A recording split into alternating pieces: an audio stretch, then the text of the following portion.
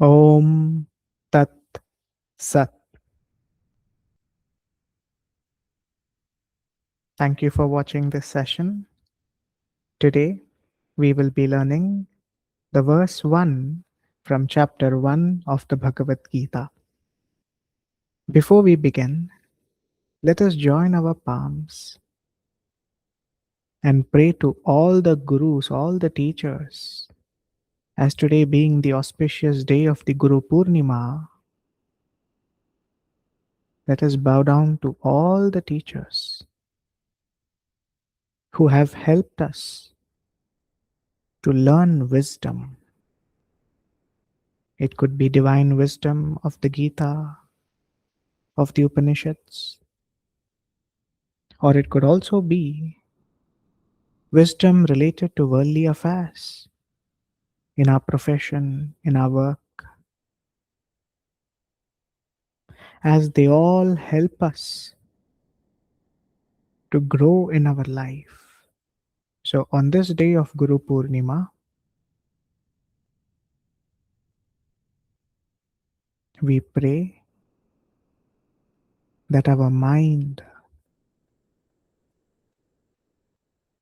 should always generate thoughts related to Ishvara, Bhagavan, Shri Krishna, Shri Shiva, Madevi.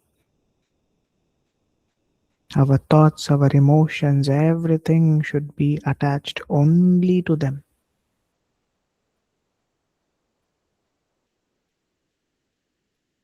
And let our mind slowly move away from thoughts of the world and only be attached to Ishvara. Om Paramatmane Namaha. Om Paramatmane Namaha. Om Paramatmane Namaha.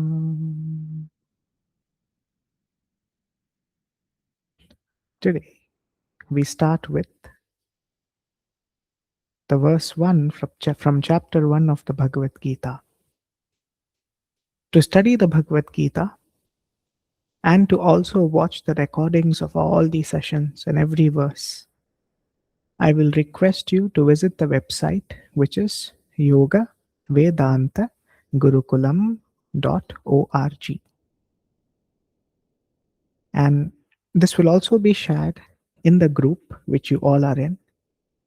Once you visit the website, click on the Bhagavad Gita and then come to level 1. Don't click on level 2 or 3, just click on level 1, which this session is about. Scrolling down, first I will want you to watch the Sanskritam basics video which was created by last week. Please watch both. One is how to chant Om, and then some Sanskritam basics about how to pronounce each and every letters. How is the sound of those letters? After that, I will request you to scroll down, come to chapter 1, Arjuna Vishada Yoga. In this chapter, all verses have been hyperlinked. That is, for example, if you want to go to verse 11, just click on verse 11. The page will automatically take you to verse 11. And if you want to, let's say, go to verse 20, you don't have to scroll down or scroll up. Just click back. This will show up. I repeat again. You're in verse 11. Don't scroll up or scroll down. Just hit back. Go back. You'll automatically come here. And then you can click on, let's say, verse 20. You can read verse 20. After you're done, all of a sudden you wish to go to verse number 30. Just click back, come to verse 30. This is a much more easier way to use this page. And with every verse, we will also be studying the Yoga Sutras of Patanjali. So if you want to read that text, just click on this link, which is there for every verse. You will directly be brought here where you can read that very verse of the Yoga Sutra. It's been made in a very simple and an easier way so everyone can access it without any problem. And most of the old videos for the Śiva Purāṇa, Bhagavata Purāṇa, and Devi Purāṇa have been removed because there became too many videos and many individuals found it hard to find them. Even when it is put into the website, it becomes too much content. So this Bhagavad Gita session is designed in a way where you will be studying the Bhagavad Gita, the Yoga Sutra, or the Shastras of Yoga, the Sri Lalitā Sahasranāma, Sri Vishnu Sahasranāma, Sri Śiva Sahasranāma, plus the Purāṇa, which is the Bhagavata Purāṇa, Śiva Purāṇa, and Devi Purāṇa. They all will be kept in one video so that you don't have to search different videos to be learning that very topic which you want to learn. So this overall session, let's say one video, will have all the wisdom that is required for you to grow in your spiritual journey. Apart from that, if you want to learn yoga asana, you are welcome to visit the daily yoga and meditation link, which is there in this website. The very first content you see, daily yoga and meditation, Sūkṣma Vyāyāma series. If you click on this, this is in fact nothing but the 18 chapters of the Bhagavad Gita, which will be done as our separate sadhana.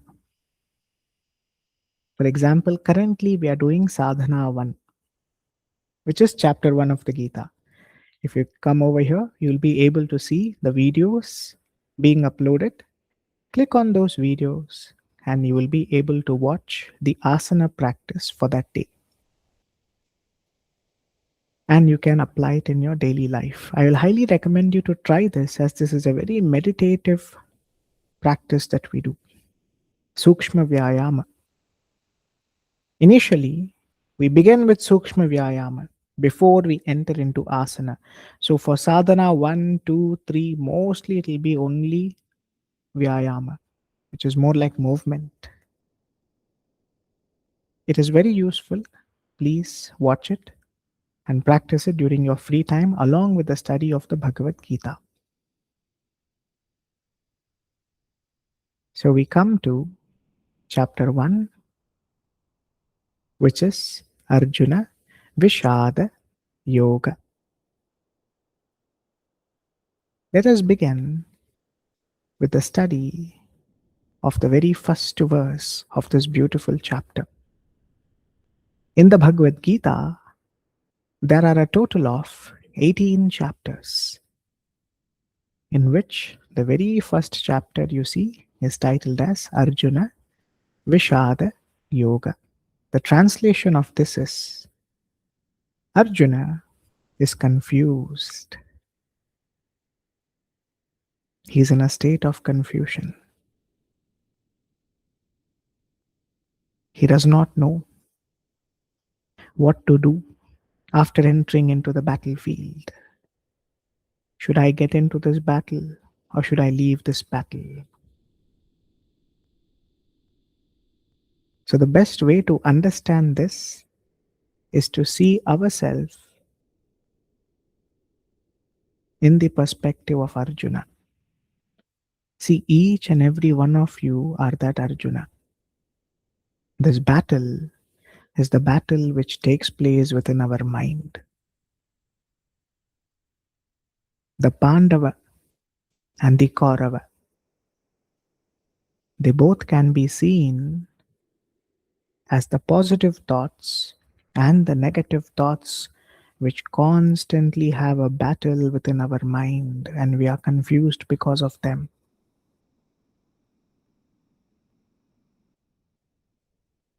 Don't see this as an external battle. When we learn this wisdom, we should learn to see this as our internal battle. Each day, every one of us are in this battle. Someone is going through depression, someone is going through diseases, someone is going through a loss of a loved one.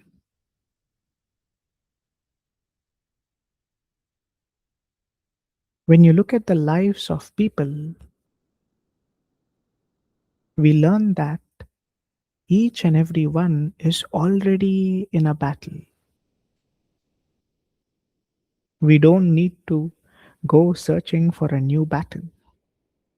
So, this is the internal battle, is what the Gita speaks about.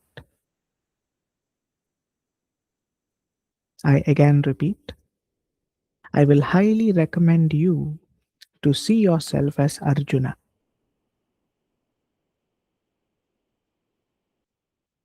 who is here now confused. Arjuna Vishada Yoga, which means Arjuna is confused, which is you, dear sincere seeker. You must have reached a stage in your life where you have had enough with the world. I don't want to live here anymore. I can't handle my family relationships. I'm tired of being a mother, a father, a son, a daughter. I have never been respected by the ones whom I look after. I have never been valued in my relationships. I did not have a good career. I had a very traumatic life. I went through abuse. I went through disrespect.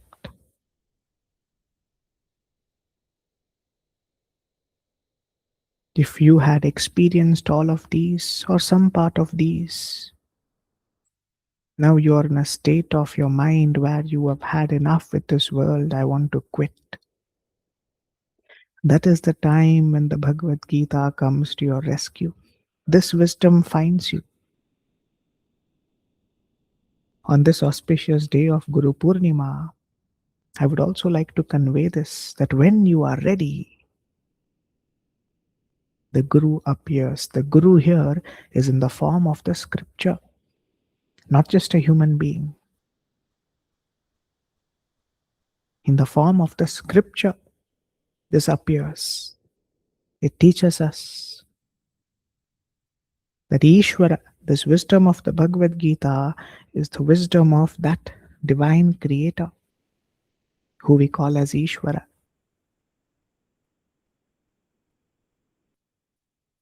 He guides us by becoming our teacher.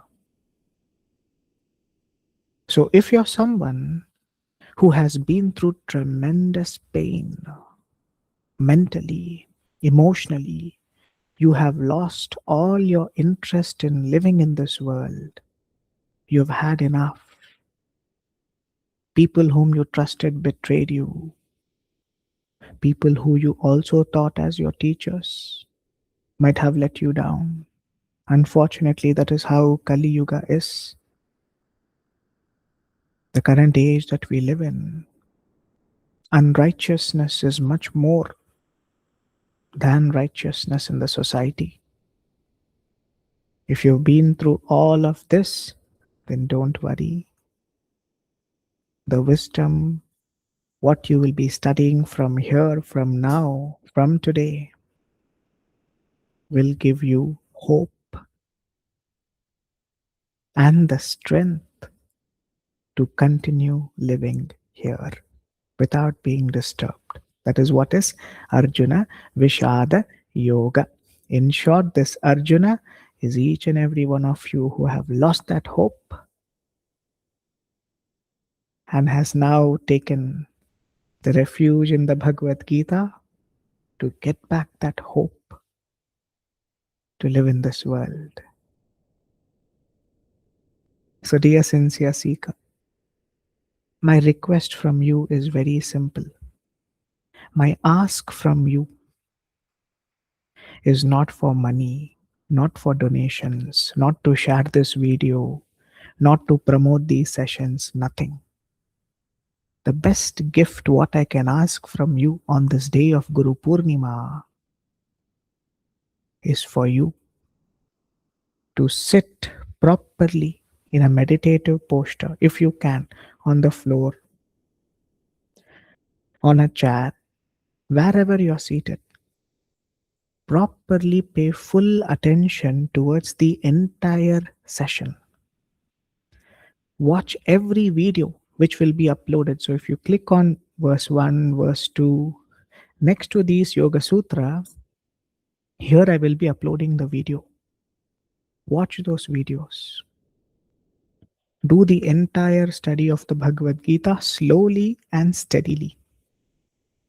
I don't want you to study the Gita with an intention to completing the Gita. Even one verse you study, it is equal to completing the Gita. That's how you will be taught.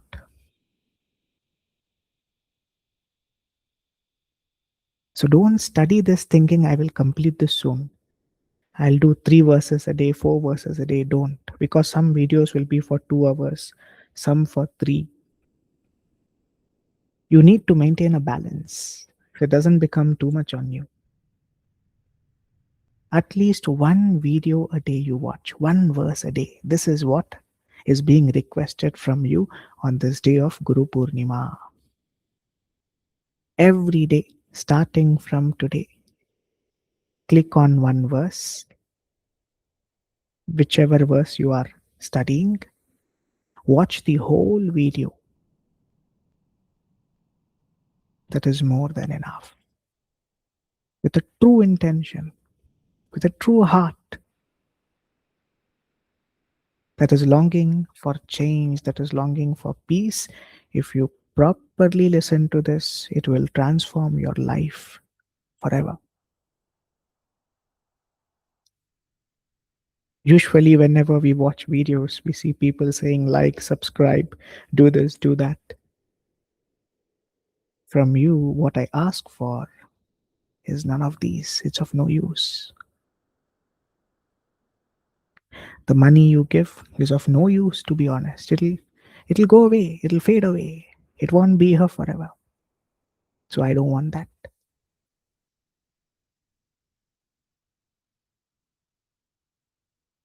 Speaking about these sessions to others is also a waste of time. You just focus on your journey. Who is meant to study this wisdom will automatically find this wisdom. So sharing this video, trying to find who's interested in this all you don't do. The only thing what I expect from you from today is to do 1 verse a day. Now, if you're someone who's a little free, there are some individuals who might have more time in their life. Maybe they're in a stage of their retirement where many responsibilities have been gotten over. If you have the time, you can even do 2 or 3 verses by fast tracking your journey. If you do 1 verse a day, it will take you 2 years to complete this whole journey. If you do 2 verses a day, it will take you 1 year to complete this journey. So try doing 2 verses or 3 verses a day if you have more time. If you feel that after doing so much you feel uncomfortable, then don't do. Come back to 1 a day, enough. Now don't think of 2 years. Oh, it is 2 years to complete. As I mentioned, right? 1 verse you attend.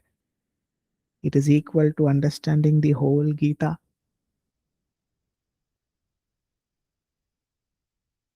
So don't attend this thinking I should complete the whole Gita. Attend this to make this a part of your everyday life. Attend this or watch this so that you can change the way you see the world.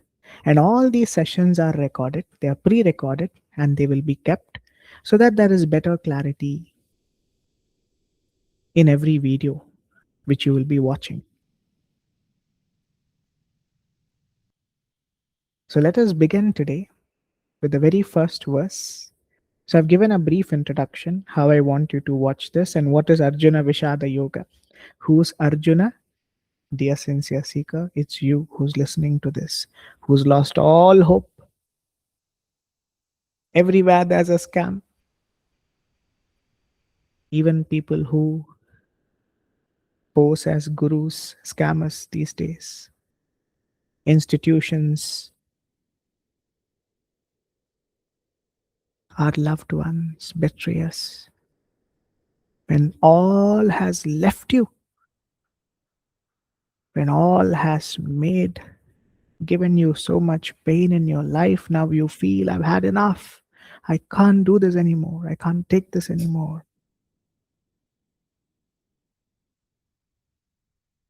Then, dear sincere seeker, you are the best candidate for this chapter because this chapter will start giving you faith. Next chapter gives you hope. And slowly you will become steady in this journey. So Arjuna Vishada is that confusion that we all face and where divine wisdom finds us. So we will begin with verse 1.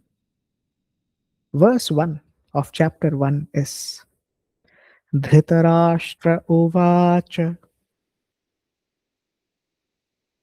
Dharmakshetre Kurukshetre Samaveta Yuyutsavaha Mamaka Pandavaschaiva Kimakurvata Sanjaya. If you remember, in the previous session, the Sanskritam basics, as I mentioned, if you watch that video, you will be able to properly read this verse directly in English. So please go to the Sanskritam basics and watch this video without fail. Learn Sanskritam alphabet sounds. Here you will be taught how to read this verse in English if you do not know the Devanagari script. Most of my students, most of the ones who attend my sessions, they do not know how to read the Devanagari script, either because they were not born in India, they were outside, or they're from the southern part of India. So where the script is not commonly used. And then they feel demotivated thinking I may not be able to pronounce it properly. No. As mentioned in the previous session, Sanskritam is not about script. Sanskritam is about sound. Sound comes before script. So every letter, if you understand what is the sound, you will be able to perfectly master it when you read it, even in the English script, also known as the Latin script. So what is this verse?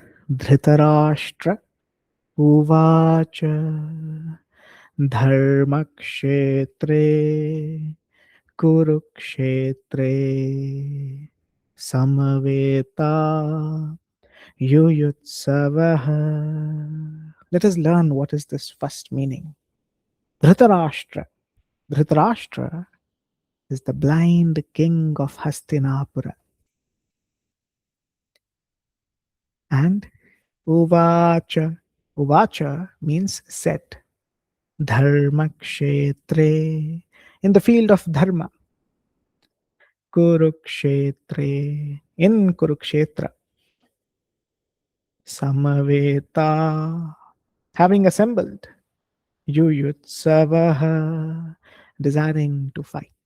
So this was the very first line. Next line. Mamaka. So here, there are two ways to read this word. There is a visarga here. It's a visarga.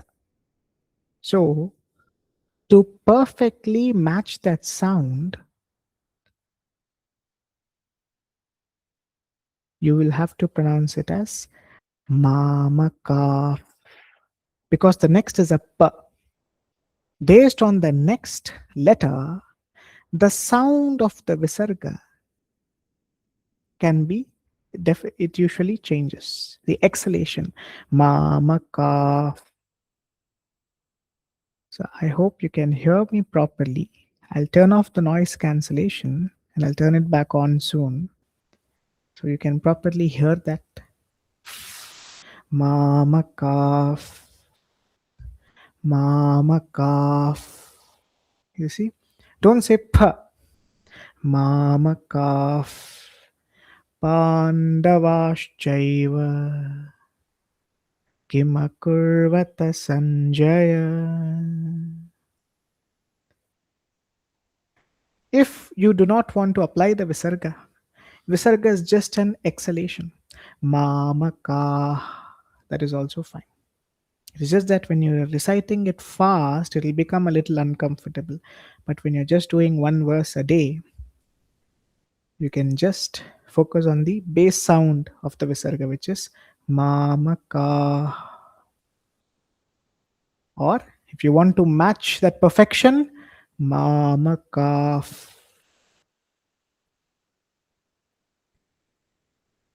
So this part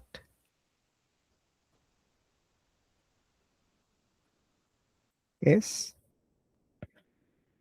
mamaka, which is my sons, the Kauravas, Pandava, the sons of Pandu, Cha, and Eva, which is indeed, Kim, means what? Akurvata, did they do?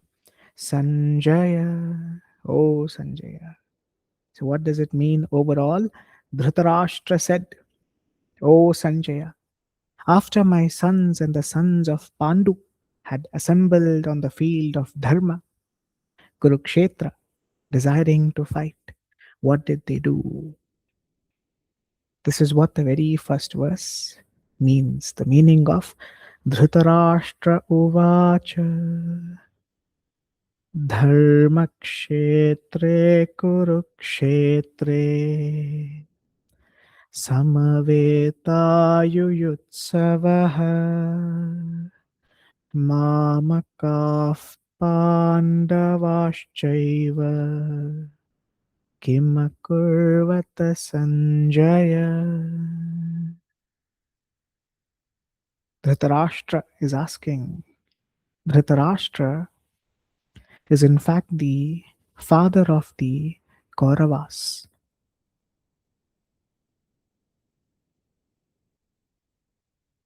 The Pandavas and the Kauravas are cousins. The Pandavas, whose father, Pandu, who was in fact the king of Hastinapura, had died at a young age. So the kingdom then needed a king who can look after the kingdom, because a kingdom without a king is prone to attacks from external sources. So due to which Dhritarashtra, the brother of Pandu, has been crowned the king. But the problem with Dhritarashtra is that he is blind from birth. He can't see. So this blindness, we can translate this into our personal desire. Dhritarashtra can be seen as that desire. When we constantly have desires of the world, I want my family to respect me, I want my profession to be better, I want people around me to be better. As long as we have a desire towards this world, we go blind. Why blind? Imagine you close your eyes and you try to walk. You'll hit somewhere, you will fall, you will get hurt. That is why in our scriptures, in our Shastra,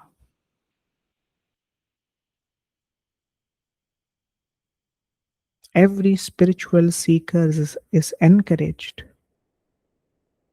to stop desiring about the world and start desiring as per dharma. What is dharma desires? See, when we say drop your desires, it only means drop your desires towards the world. This should change, that should change. Nothing will change here. We should only change. What change should we bring in our desire? Every day, I should do one verse of the Bhagavad Gita. Every day, I should meditate on one mantra of Shri Krishna, Shri Shiva, Ma Devi. This is a better desire, dear sincere seeker. See, everyone in this world,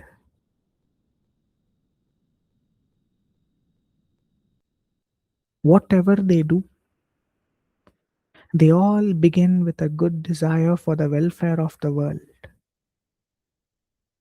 But slowly that very person becomes evil person because when his or her desire is not fulfilled, they become aggressive.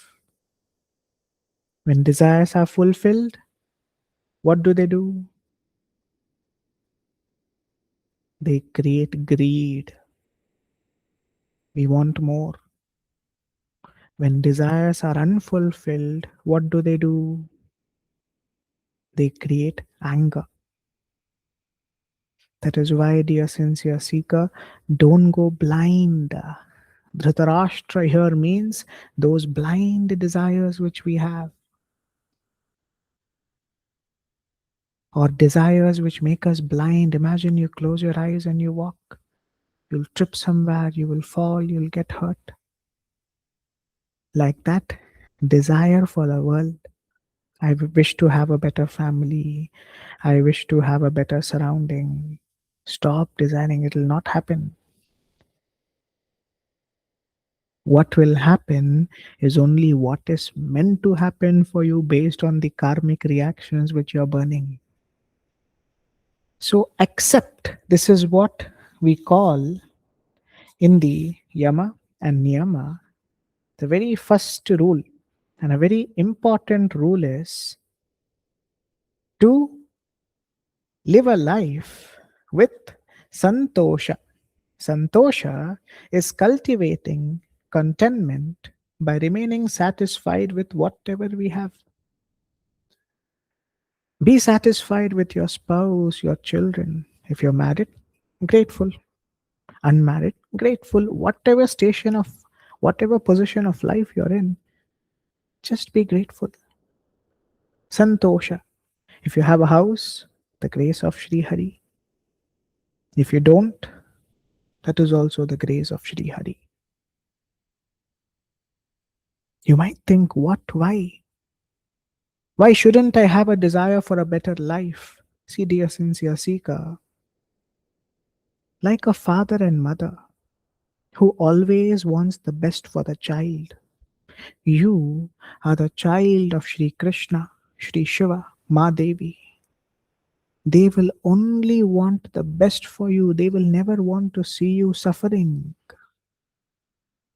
If suffering is there in your life, then the answer to that is it is purifying you. Some karmic reaction of how ignorant we were. So, to understand this best, I will request you to wait till the end of the video today, because we will also make these sessions very practical. In the end, we will in fact look at cases of the world, real life incidents, how karma plays its role. I will be speaking that in very simple language, so you'll understand it more clearly how karma works. It will be called as laws of Prakriti. By the end of this video, you'll find it. But don't go to that now.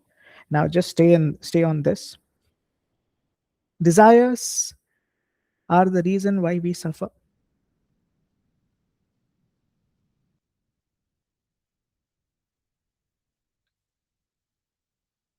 Listen carefully.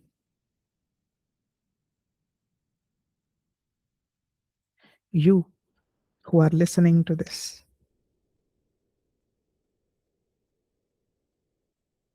will have a good desire, agreed, for the world, for people. But they will not have the same good intention towards you. And when you get to know it, you'll be hurt badly. That is why the very root of our sadhana is to get rid of dhritarashtra, which is desire, which makes us blind.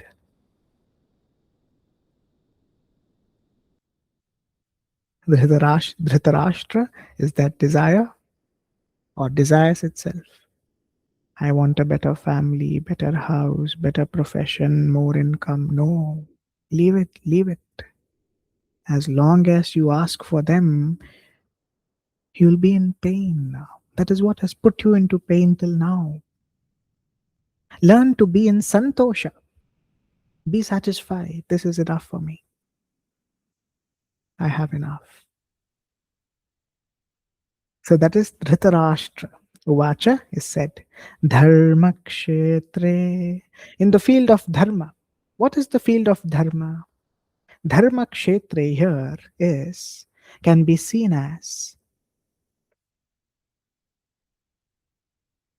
every actions in our life should always be as per dharma. See her, dear sincere seeker.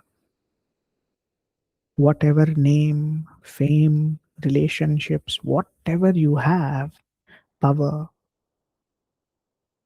when this body is dropped, they all stay here, which we all know. This is the basic knowledge. But there is a deeper knowledge which is mentioned in the Mahabharata. That is the Anushasana Parva, chapter 111, verses 21 to 24. Here, King Yudhishthira is speaking to sage Brihaspati. He's asking questions about what happens when a person lives a life as per dharma. What happens to a person if he or she lives a life as per adharma? So these questions were being answered by sage Brihaspati. Brihaspati says, O king, a person is born alone, and alone indeed departs from this world. Alone one crosses life's difficult passages, and alone one goes to an unfortunate state as the result of one's own actions. Father, mother, brother, son, teacher, relatives, kinsmen, and friends all are ultimately unable to accompany or assist one after leaving the body. This you all know by now. This is general knowledge. Most of us know that nothing will be here. But there is one thing which we should learn. That is, having abandoned the dead body, regarding it as no more than a piece of wood or a lump of earth, people weep only for a short while. Then they turn away and depart. So all your family, relations, power, name, fame, I became so powerful. I did so much good for the world. All forgotten. Imagine how many people in the past like us would have also had a desire for the betterment of the world, would have also served this world so well. Do we remember them? Few people we remember because of political agenda. There were far greater people than who we remember and who we have been taught in schools and colleges. There were far greater people than them who we don't remember because they all are forgotten. You will also be forgotten. But what will go with you when that body has been abandoned by them? Dharma alone follows the departed being. Therefore, human beings should always cultivate and practice Dharma, for it alone serves as their true companion even beyond this life. So, a question when someone asks you, what goes with you when you drop this body? Dharma. Dear sincere seeker, don't take this very lightly. Dharma means practicing the yama niyama, ahimsa, not causing pain to anyone, satyam, speaking and living in accordance with truth, asteyam, all these, being grateful with what you have. In short, I'll tell you this: speak the truth, live a life as per truth. People will lie, people will cheat, they will do everything to make money. Don't follow them. Follow Dharma alone. Don't follow people who are running behind world. Follow Dharma alone. Because only Dharma will go with you.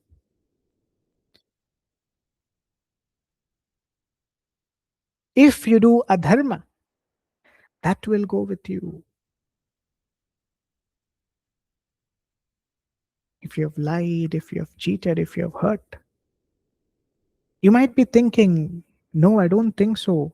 As mentioned, wait till the last part of this video. That's where practical wisdom, where we will see people who have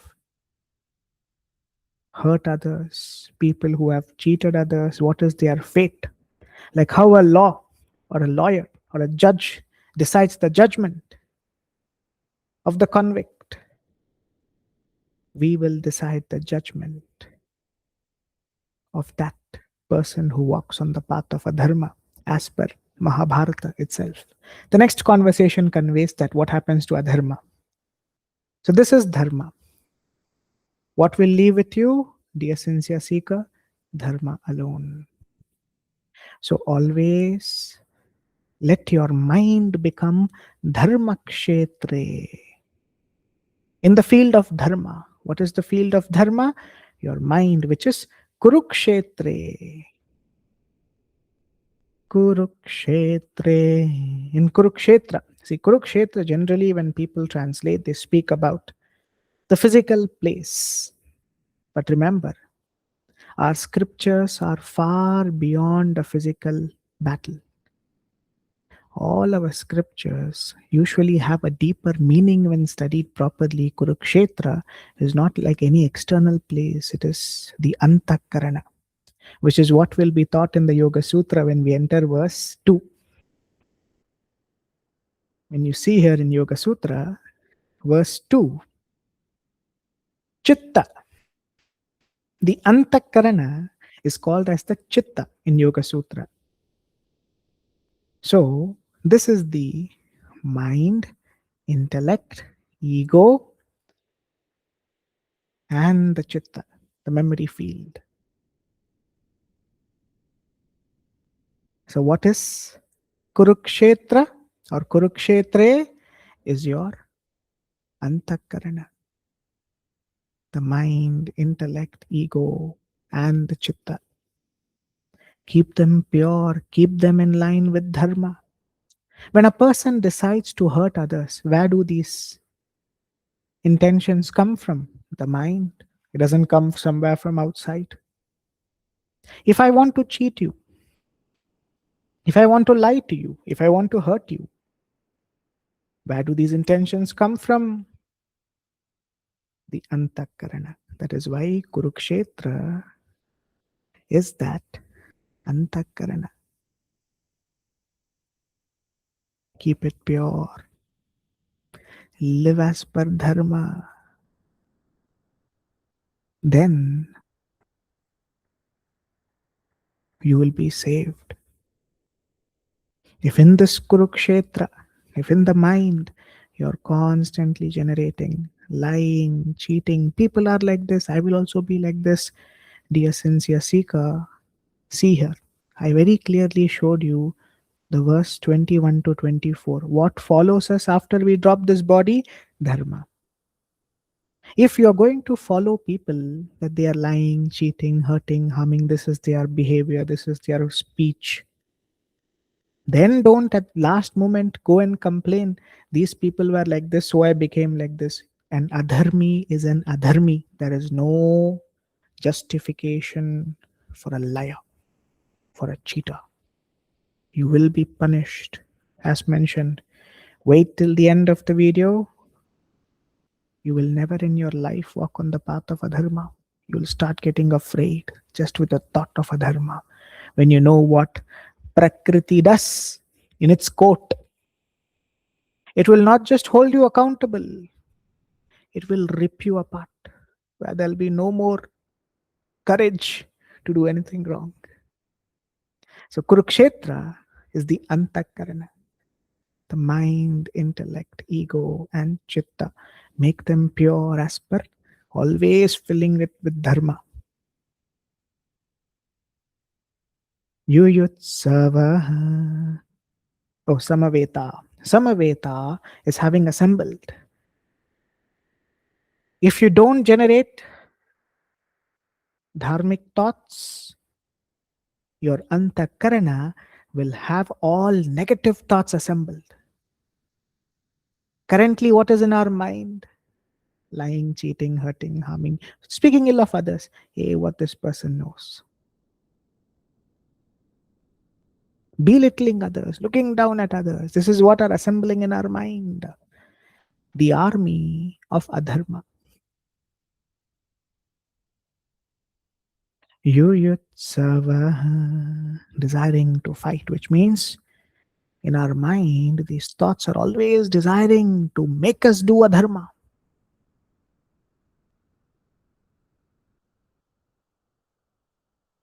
Constant desires to do adharma.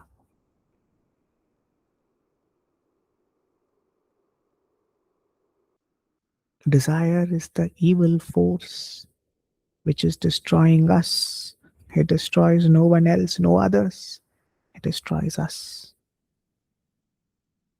That is why in the very first line, see how much we have learned. The very first line we have learned, we should live as per dharma.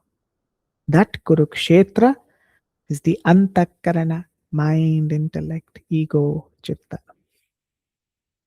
Samaveta, having assembled. They assemble. If you don't generate positive dharmic thoughts, you are doomed. No one to save you. As mentioned, when the time comes for judgment, the worldly court, the law system of most of the countries are very weak. They don't justify what the law of Prakriti conveys. As per the laws of Prakriti, you won't have the energy to even stand up when you know how straightforward and truthful it is. That is why change from today. I'm not creating fear in you. Change from today for your benefit, for your good. Only then you can save yourself. Mamaka, Mamaka, which means my sons, Kauravas, my house, my children, everything mine. As long as you hold this as mine, this is only called as attachment. What is attachment? My house, my children, my spouse, my vehicle. Mine, mine, and mine. As long as we hold it as mine, that is what is known as attachment. What is detachment? These all belong to Shri Krishna. They don't belong to me. I am here only to serve here. I have nothing to gain. As simple as that. Many people misunderstand detachment. Detachment means I won't talk to my spouse, I won't talk to my children, I will stay away from them. This is not detachment. This is creating hate or distance from people. That's not what our scriptures say.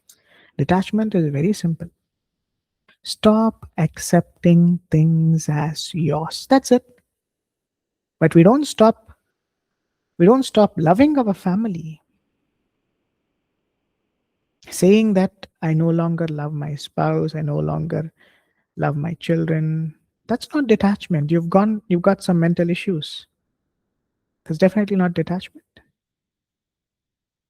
Maybe you're generating hate towards them. Detachment means knowing they all belong to Shri Krishna. I should not hold on to them. If they respect me, Shri Krishna's grace. If they don't respect me, that is also His grace.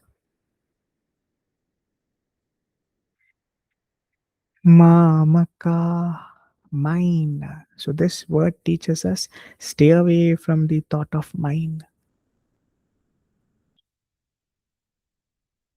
Live with the thought that this all belongs to Shri Krishna. That is when you can be peaceful in your life.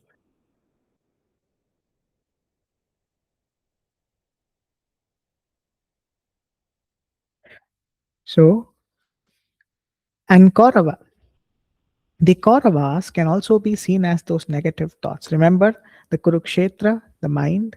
In the mind, there are either of these two thoughts you will generate. Number one, negative. Negative of everyone. When you look at people, you judge them. When you look at others, you think, oh, this person's wrong, that person's like this person's like this. The negative thoughts, in fact, are very high in our mind. We generate it every minute, every day.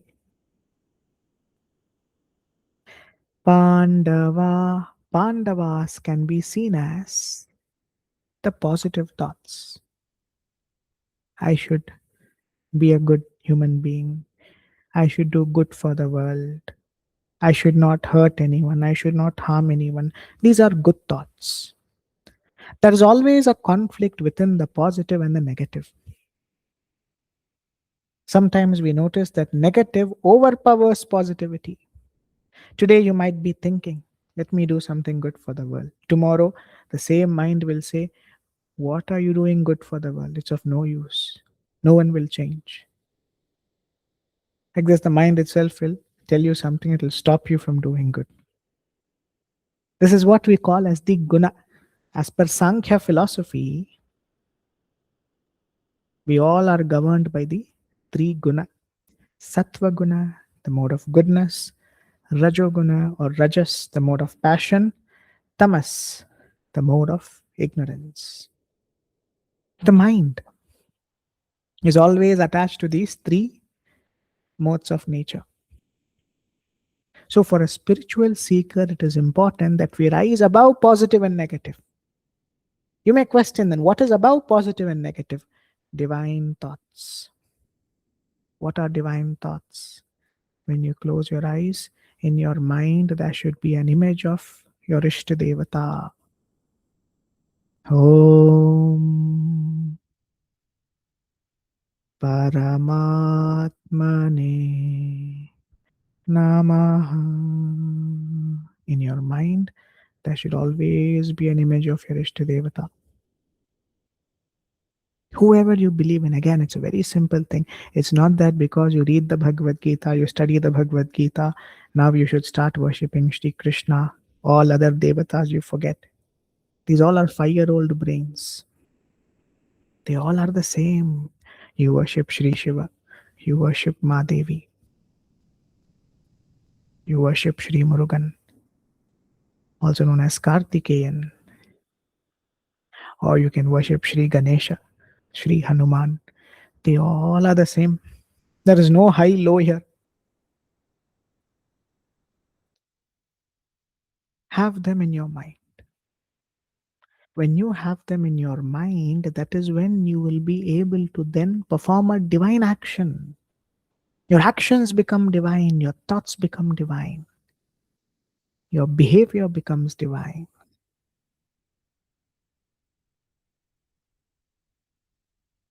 That is only known as divine actions and divine thoughts. So, dear sincere seeker, get rid of these positive thoughts as well. They're of no use. Try to become a divine human being, a person who's now surrendered at the feet of the Ishtadevata, Ishvara.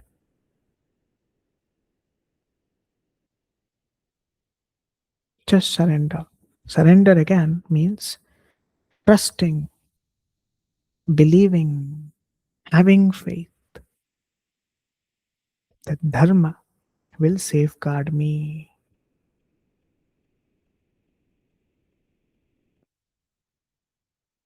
When I say rising above positive thoughts, it does not mean after that you'll become negative. It means when your mind is already having divine thoughts, your behavior will become divine, far beyond positive.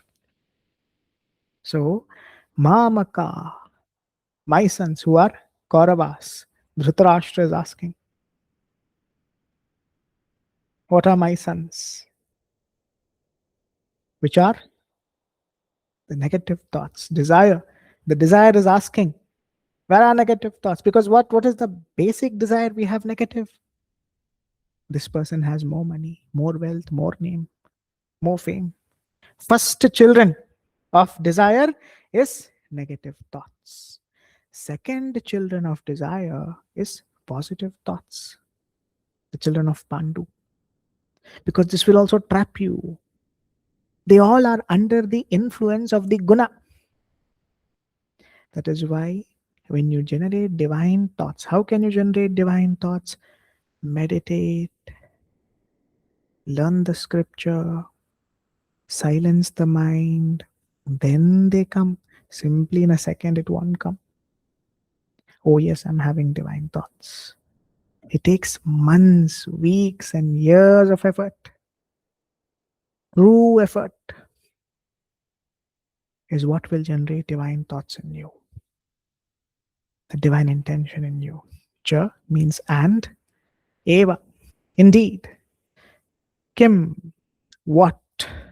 Akurvata, did they do? Sanjaya, oh Sanjaya.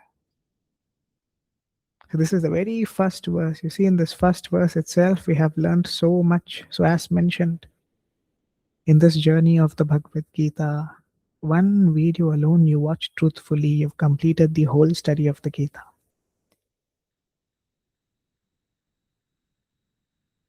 Dhritarashtra uvacha dharmakshetre kurukshetre samavetaayuyutsavaha mamakaः pandavaश्चैव kimakurvata sanjaya. This was our very first verse of the Bhagavad Gita.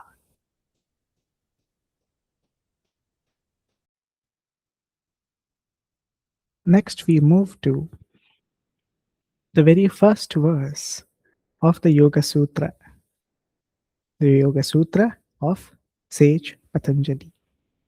Chapter 1 is titled as Samadhi Pada, in which the very first verse, Atha Yoganushāsanam Yoganushāsanam.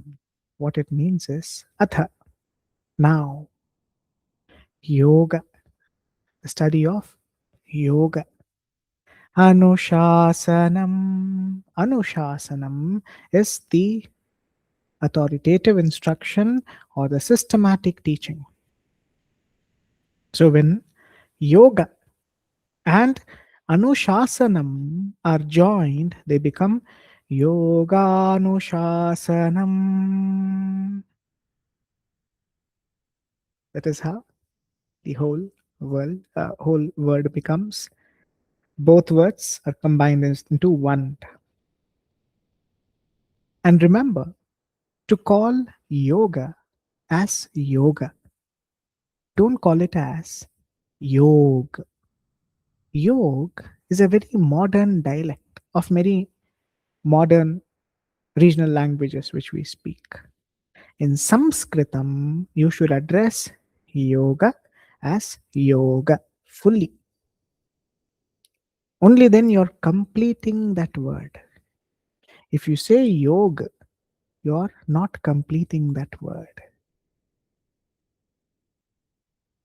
Atha Yoganushāsanam, which is now begins the authoritative instruction on yoga.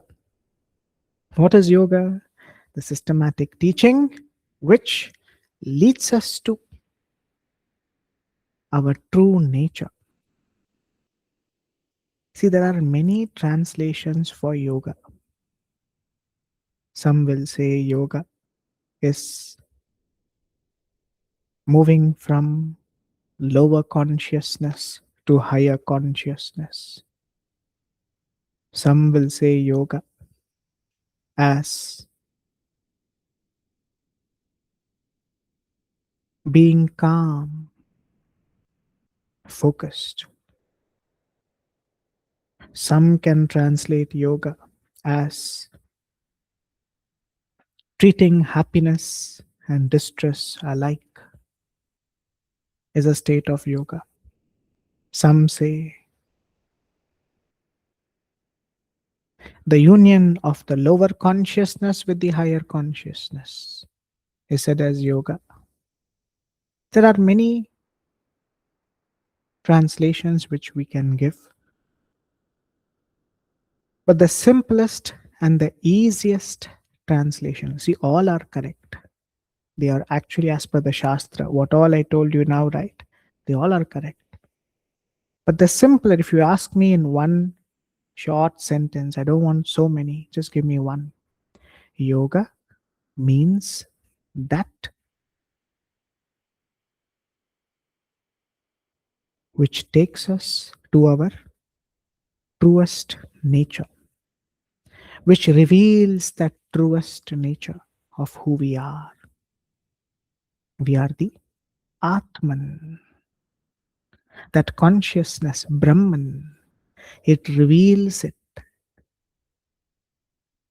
So that is why sage Patanjali here says, Atha Yoganushāsanam. Now we will learn that which reveals our true nature, who we are. See, we all identify ourselves with our name, our form. For example, if someone asks you, hey, where are you from? What's your name? You'll say, this is my name. This is where I'm from. This is my gender. This is my nationality. We all have identified ourselves with this, and we have forgotten who we truly are. From our birth, that is from the time the Jivatma. Let us call Jivatma as Jivatma. Let us not call it as soul. Because many words cannot have a right translation into English. The English word of soul, self, they all were created to translate the Abrahamic scriptures. They don't justify the depth of Sanskritam or our scriptures. They can't come even 10% close to this. So we will drop that calling of soul, self, higher self, lower self. This is all to not, it is used to not properly understand this wisdom. So stay away from those translations. Jivatma. Jivatma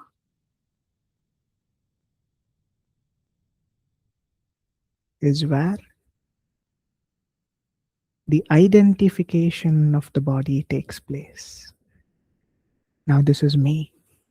Hi. Do you see me? This is me. Wherever I see around, I see everything as mine. Everything as separate. This is mine, that is mine. This is all attachment to the body and the material nature. When you practice yoga, you realize you're not a Jivatma. You're Atman. Atman is consciousness, free from any form, any nature.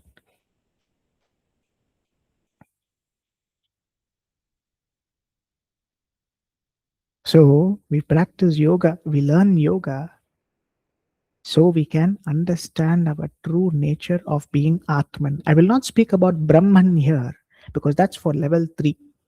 We will not confuse the level 3 subject with level 1. It is not good to study Brahma Sutra before studying Yoga Sutra. First, we should study Yoga Sutra before we get into Brahma Sutra, which is level 3. In Yoga Sutra, we can see it as yoga is that which reveals our truest nature. Yogaschitta vritti nirodha. Verse 2. The first verse is where we learn. Now we will begin what reveals our true nature. I'm tired of this body, name, identification, country, all these laws created by these people make zero sense. It's of no use. It is fit only for the unfit. It is useful only for the useless. So I don't want this anymore. I want to know who am I. Reveal that truthful knowledge. That is Atha Yoganushāsanam. So next verse is Yogaschitta vritti nirodha. The sh sound comes because here is a visarga. The next letter ch, due to which it becomes Yogaschitta vritti nirodha. Whenever a visarga comes in the end, or it changes accordingly based on the last letter. For here, it is nirodha. What does it mean? Yoga. Yoga is chitta. Chitta means antakarana. Now here you should understand in Sankhya philosophy, what they call as chitta is known as antakarana in Vedanta. Now Vedanta is also a very important question. Our minds have been so wrongly studied this wisdom that we start differentiating as Advaita Vedanta, Dvaita Vedanta, Vishishta Dvaita Vedanta. These all are half knowledge, incorrect knowledge of Vedanta. If someone says, I'm only following Advaita, only following Dvaita, it is half knowledge. True knowledge is understanding all these. That is what we do, that is what our intention is.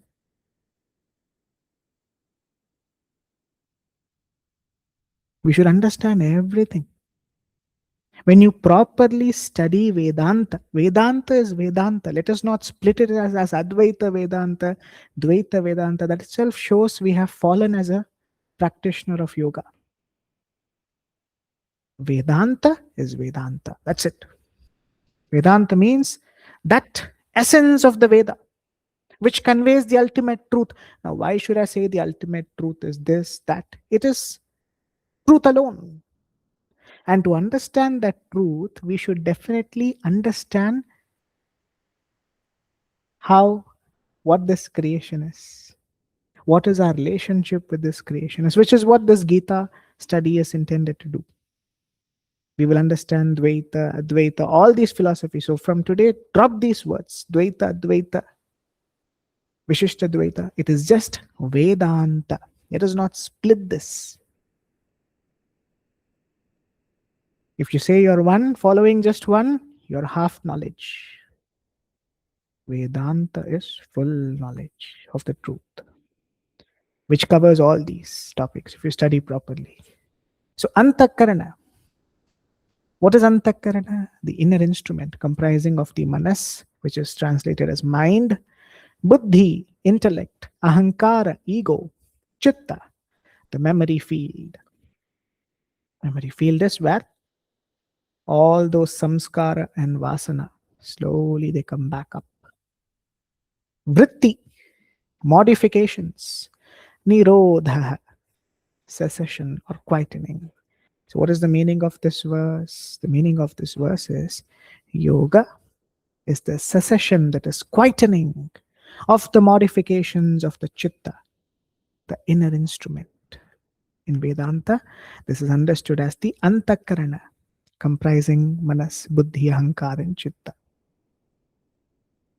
So the verse 2, Sage Patanjali directly gets into the answer. First verse.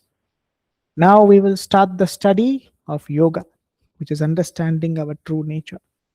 The means, the techniques which we can use to understand our true nature.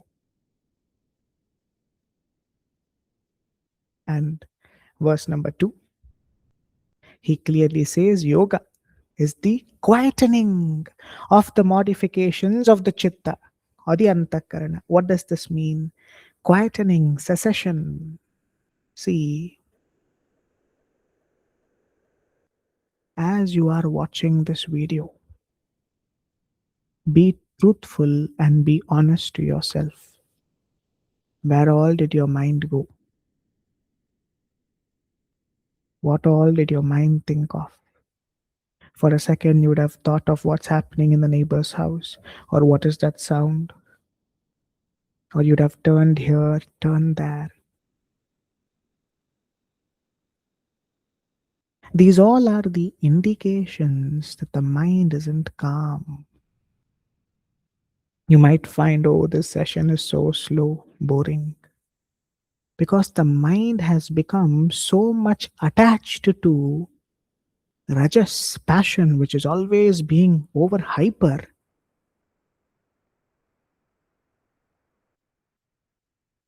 that we have stopped becoming quiet. So in short, this verse conveys to understand your true nature, first quieten the mind. Yoga. To realize your true nature, first quieten the mind. How long will you go to the world? Who's getting married? Who's dating? Who's leaving one person, going to another? Which country is going on a battle, which is not? Which political party is winning? This, to be honest, this is what runs in our mind. What did that other person do? Who's becoming more wealthy? Who's becoming less wealthy? Who's suffering? Who's not suffering? What runs in our mind? Be very honest. There's nothing to hide. How beautiful this person looks. How that person looks. What would that person be doing in their work? How do they make so much money? Where did they get so much money from? All drainage thoughts. No use. They are garbage. They will not, they will never help us. They will never support us. That is why, dear sincere seeker, let these thoughts stop. Stop in the sense not by force. Om Paramatmane Namaha. Replace these thoughts with a mantra, and slowly, even that mantra will pause, because within you will start experiencing a deep sense of peace, bliss. Quieten your mind.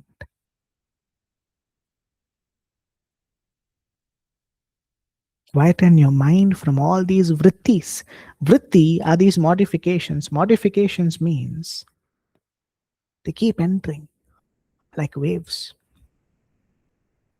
In 1 minute, you just observe your mind. You'll think of some person whom you met. Oh, what a beautiful person. You'll start thinking, oh, this person's running in my mind. Or money. Where did this person get so much money from? Name, fame. How did this person become so famous? All garbage. These vrittis are of no use, all worldly thoughts.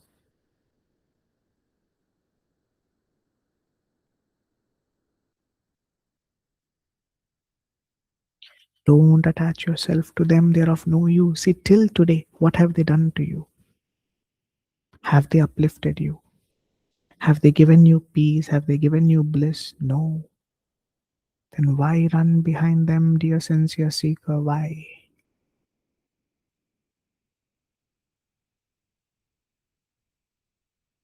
These vrittis, these thought patterns now should be changed, not stopped. You can't stop them. You can't abruptly stop them. Change them towards your Ishta Devata. That is why you should sit and meditate. You should pray. Remember that Sūkṣma Vyāyāma session which I showed at the beginning of today's class? Watch one video of that. It'll help you. Listen to the whole Gita session, this whole video till the end. These all will help you to now modify the vritti. Currently, how is our vritti modified? How is our thoughts functioning? Such as world. Who's this person? Who's that person? What will happen to my life? What will happen tomorrow? Day after? Now all these thoughts should be replaced with Om Paramatmane Namaha. You can only save yourself now. You should do this. This is only called as free will. Many people question what is free will. See, by default, now my mind will think negatively. That's how nature is. That is how Prakriti is. But you don't need to do anything to think negatively. You be as you are, you're a negative person. You breathe, that's enough, you'll be a negative person. Your mind will automatically think negatively. Free will is that will which we use. Now it's enough. I want to stop this. I don't want to use my energy, my time thinking negatively.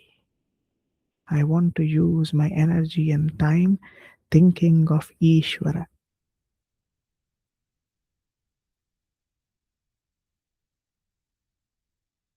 Dear sincere seeker, save yourself from all these unwanted vrittis. We know what is in our mind: anger, greed, hatred, lust, These will be in your mind by default, so you don't have to feel bad about it. Your mind will be extremely angry. Your mind and the thoughts, the vrittis, they all will be extremely filled with hatred, negative thinking, lust. By default, it will be that. It is not that you have become a person like this. You should become a person now who's rising beyond this, using all your thoughts, energy, emotions, thinking of Ishvara. This is only the right use of your free will. Yogaschitta vritti nirodha. This is only known as cessation or quietening. How do we quieten the mind? Drive it towards the truth. The mind will become quietened. Drive it towards the world. Enthusiastic, confused, struggling, and pained. Drive it towards the world. What happens? Anger, greed, hatred, lust, negative thinking by default. It's like imagine you have a car. There are two roads. Road towards the left, there's no road at all. It's filled with mud, stones, and rocks. What will happen if you drive? You won't have a smooth drive. And if you turn to the right, there's a beautiful, nice road. Similarly, free will here showcases you are the driver of this antakarana. You are responsible for your thoughts. Don't say, oh, Sri Krishna, in chapter 7 of the Gita and in many other chapters, I have learned you say that you are the mind. So, can I say that you are my thoughts of my mind? See here, 5-year-old arguments will not stand in front of truth. These all are simple, lame excuses given by people who want to continue adharma. It won't even stand as a base to an argument. That my negative thoughts, your only thoughts, you're my mind, Sri Krishna, you're my intellect, Sri Krishna. So you are generating those negative thoughts. No, it is you. If you don't hold yourself accountable now, don't worry. As mentioned at the last of this video, Prakriti will rip you apart. It will make you agree. Otherwise, it won't leave you. Oi. It's very tough. You can't fight a battle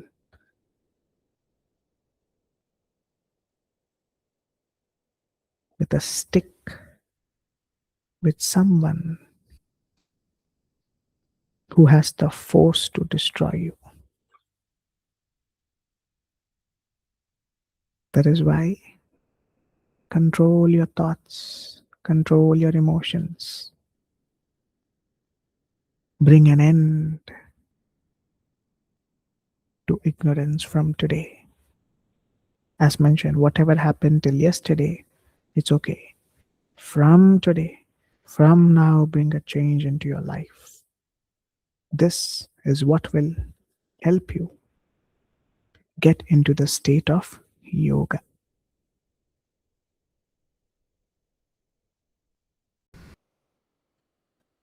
Next, we move to learning the Sri Lalitā Sahasranāma.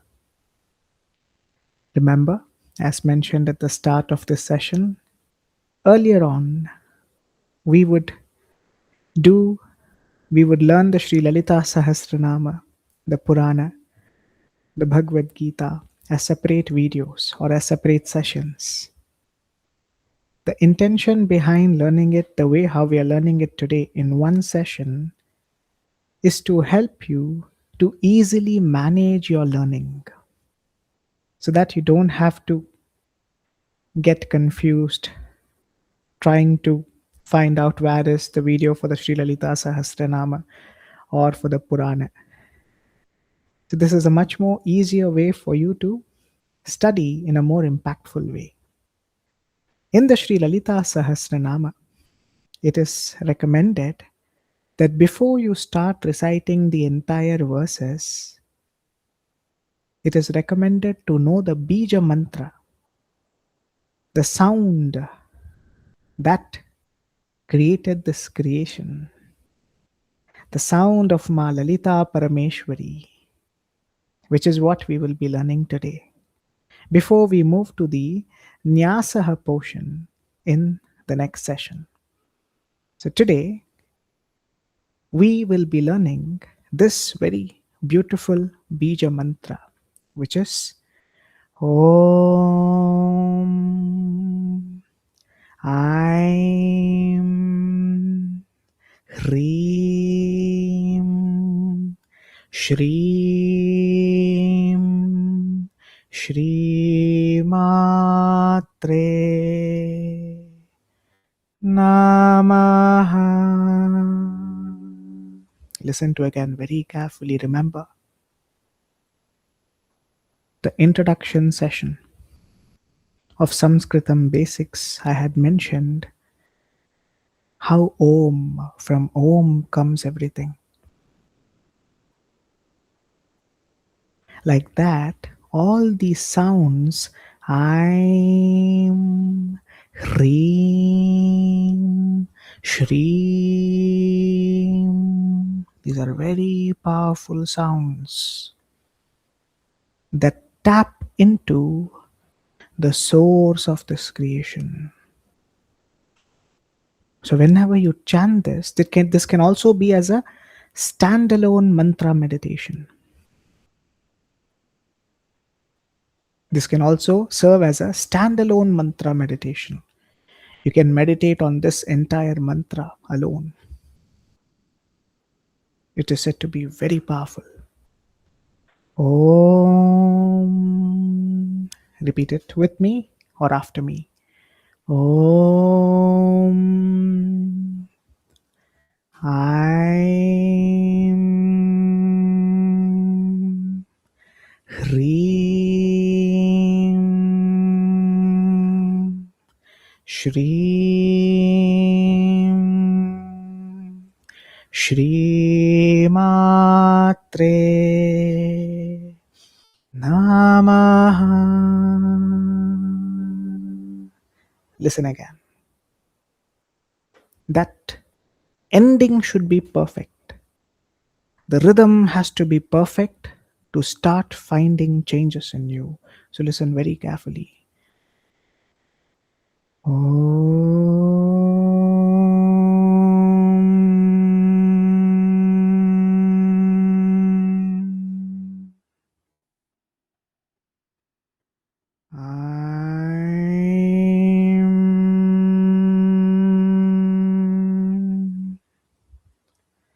Hreem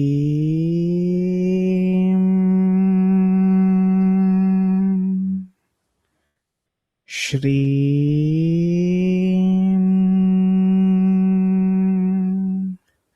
Shri Matre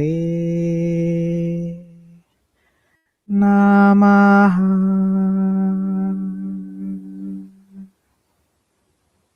What does this mean? It means Om. Om is the Pranava, which represents Brahman. That is, if you remember the introduction session as mentioned at the start of the video, go to the Sanskritam Basics, where in the very first session I had spoken about the mantra Om. If you click on this Sanskritam Basics, the very first video is the syllable Om. You will find a detailed explanation how this whole creation comes from Om. Aim, which is the Vagbhava Vagbhava Bija, the Bija mantra, Vagbhava Bija of Ma Saraswati. For example, Ma Saraswati is the Devata or the goddess of speech, of sound, of knowledge.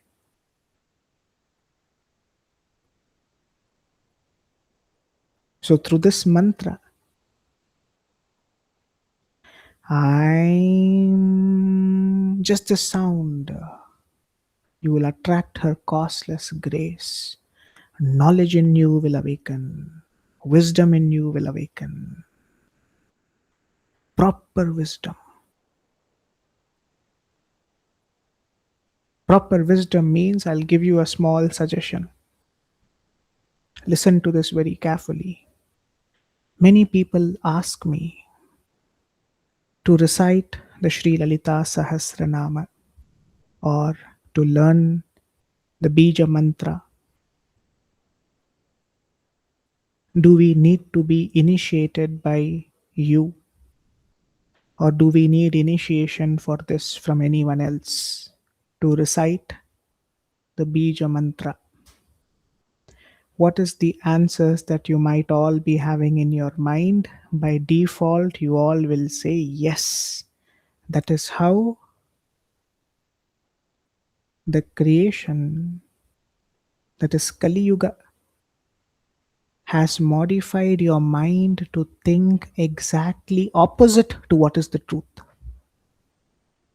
That is the working of Kali Yuga. All wrong knowledge, it enters into our mind. See, dear sincere seeker, that which is initiated, it does not live. I repeat again. Imagine you are being initiated. I am being initiated. What is being initiated? This body, it'll leave. It'll die. So what's the point of initiating this? But that which lives needs no initiation. What is that which lives? Atman. It is filled with knowledge. It is Brahman, the eternal consciousness. Do you have to go sit and say, now I am your guru, pay me 50,000, 1 lakh rupee, I will initiate you? All this wrong knowledge and these people who corrupt divine wisdom will be removed from your life forever. When you properly chant the mantra, I'm from your heart, only then true knowledge will come within you. Otherwise, you'll be under the knowledge of the guna. Like this. See, spirituality unfortunately has become a $1 trillion industry. So wherever you see, people will lie. That is what we will see in the Purana after this session gets over. After the Sri Lalitā Sahasranāma, it's beautifully mentioned in the Bhagavata Purāṇa, Śiva Purāṇa, Devi Purāṇa. All who pose as teachers, gurus, institutions, organizations, in the name of initiation, in the name of I am going to be your guru, fooling the public. If you don't believe this, don't believe. When the world teaches you a lesson, then you will come back to this and agree. Because some people, they are smart to learn and understand. Many want experience to understand. The world gives you both. But the truth is, you need no initiation or anything for this. Because that which is initiated never lives. And that which lives needs no initiation. This I have in fact copied from the Devi Bhagavata Purāṇa. If you remember the story of the Satyavrata, which is what brings us to the Aim mantra. So it's not my own phrase. This phrase, I took it from the Devi Bhagavata Purana. I've modified it. The original phrase is, it was conveyed by Satyavrata, where he meets a hunter, and the hunter asks, did you see that wild boar which ran into your hermitage?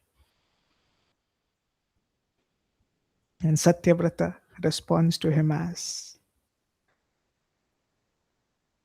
that which speaks does not see, and that which sees does not speak. Similarly, dear sincere seeker, don't fall trap to all these base claims that you should be a follower of this, you should be initiated into this should be your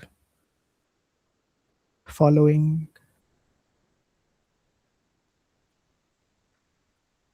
Chant the mantra, I'm. True knowledge will awaken within you that the Atman is beyond all these initiations. That is the Bija mantra, Vagbhava Bija of Ma Saraswati. Hreem. Hreem is the Bija mantra of Mahamaya. What is Hreem? Hreem. So first, when you say I'm, you gain knowledge. With I'm, we gain knowledge. First with Om. With Om, we acknowledge that the whole creation is Ma Devi alone. She is formless, coming as a form as Ma Lalita Parameshwari. In reality, Mahadevi is formless. Like the sound Om is in fact her Shakti. She is Om, Om is her. That's her formless aspect. From that comes the form. So we acknowledge that root. And then we want right knowledge now. Ma Saraswati, enough of this. New organization, new guru following, new initiation. How long will I be lost in this? I've become tired. I've been fooled throughout my life. Now, have some mercy on me. Teach me the right wisdom. And like Satyavrata, who never went to any Gurukulam, any ashram, nowhere. Just by chanting I'm, the entire wisdom of this creation entered into him. In fact, he did not even chant fully I'm. He just said the wild boar, I. Remember, the hunter was chasing. So you'll study this in the Devi Bhagavata Purana. When we get into that, it should usually be starting after we complete the Śiva Purāṇa, which will be first. If you had attended that session, you'll remember. If not, don't worry. Let it be as a suspense, so the best can be saved at the right time. He could not speak also properly. He would just say I to the boar which was being shot with arrows by a hunter. He says, go there, I, which is the half syllable of I. With that half syllable, he attracted the grace of Ma Saraswati. You, dear divine seeker, when you from your heart say truthfully, I'm, true knowledge will enter into you. All these wrong knowledge, whatever you learned, will also go away. Like how we see Advaita Vedanta different. Dvaita, Vedanta, different. These all are the workings of Kali Yuga to make us confused. When you properly study the scriptures, you learn Vedanta. In Vedanta, there is Advaita, Dvaita, Vishishta Dvaita. All these are there. It's simple. So we pray to her, Ma Devi, Ma Lalita Parameshwari, Ma Saraswati. No more half knowledge. I'm tired of it. That's the power of I'm. Reem. With Reem, you attract the grace of Mahamaya. Who's Mahamaya? Now, again, many of you would have learnt the word Maya. What is your understanding of Maya? Many will say, hey, this creation is unreal, it is not existing at all. Like this, they'll bring in their own philosophy. This is not existing. Or they'll say Maya is bad. Without proper learning, we'll say everything. But do you know, Maya has two Shakti. One is Vidya Shakti, other is Avidya Shakti. That is, if you're someone who's very egoistic, it will torture you, as mentioned. It won't leave you. It will completely, until you say, you cry, oh, leave me. I've quit.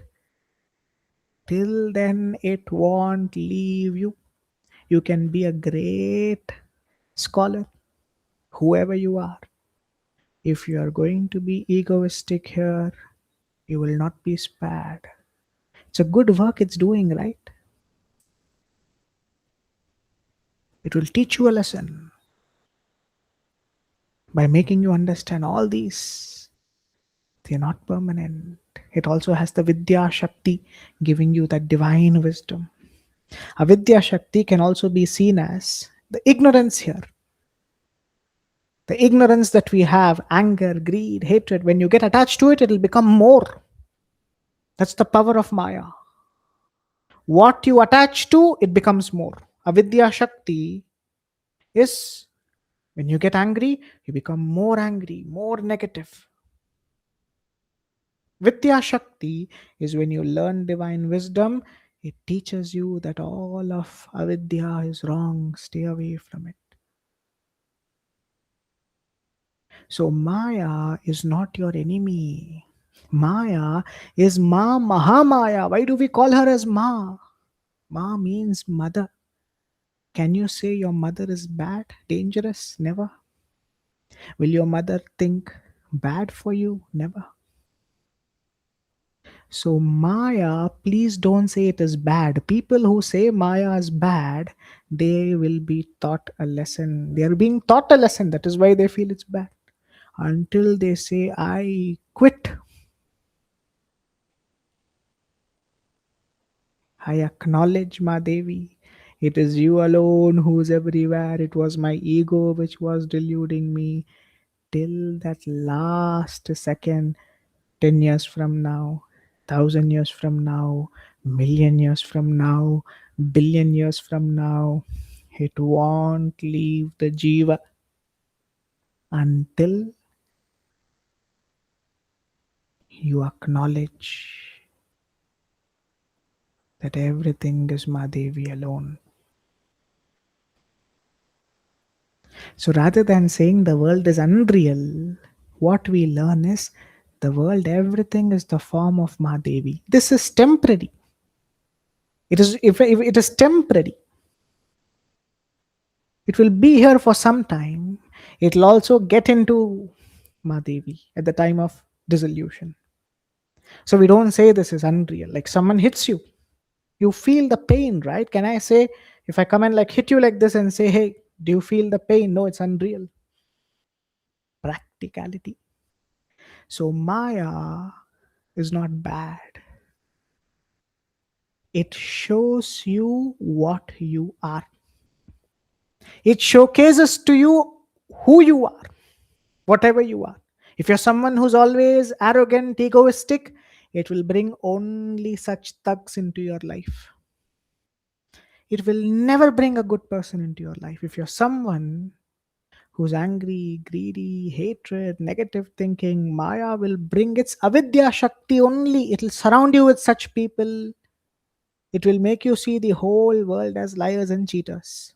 But when you truly change from within, Maya, Mahamaya shows that there are equally good, honest, sincere seekers that live in this world as well, who are like a lotus flower, untouched by the mud and dirt of water, as mentioned in the Gita chapter 5, which is you'll rise above all avidya, you'll be situated in vidya. That is the power of Hreem. Hreem discloses that this whole creation is Ma, Lalita Parameshwari. Hreem discloses that everything here is Ma, Lalita Parameshwari. So Maya is not bad. Based on how you are, it showcases the world to you. That's the power of Maya. Shreem. Shreem is the Bija mantra of Ma Lakshmi. Shri Bija. You attract her grace. And you meditate only on Shreem.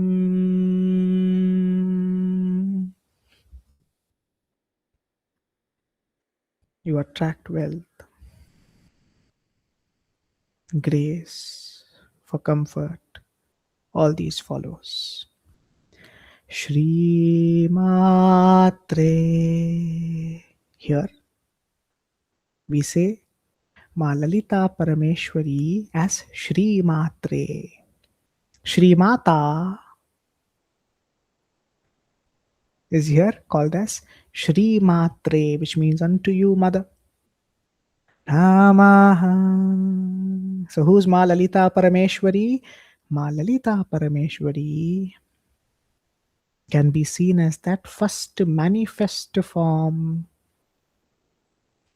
of Adi Parashakti or Mahadevi are the two names what we can address, or just some also say Devi in her unmanifest form, manifests as Lalita Parameshwari. Namaha, we bow down to you. Why do we call her Mata? We call her Mata because everyone in this creation are her child. Just like how you are important for yourself, ant, mosquito, crocodile, snake, tiger, lion, they all are her children. As Mahamaya, she governs everyone. She showcases her two types of Shakti, Vidya Shakti, Avidya Shakti. If you're someone who tries to be very smart, I can do anything that comes to my mind. I know most of you who are listening is not like that. But this session is recorded even for the future participants because I will not be, this would be my final time, in fact, teaching the Gita in English. After that, it will fully come to an end. So, due to which I want to save this for the future recordings or future learnings for the people who will be learning in the future. So, Mahamaya has the two Shakti. Avidya for those who are arrogant. It will give them, feed them, show them whatever they like. Everyone is cheating. I'm also cheating.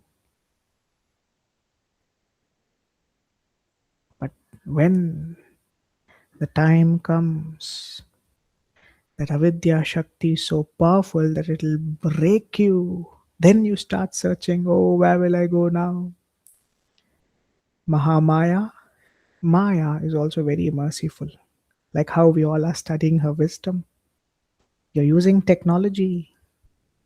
People say technology is Maya, phone is Maya, laptop is Maya, don't use this. What are we doing with this? We are learning divine wisdom. So is technology bad? No.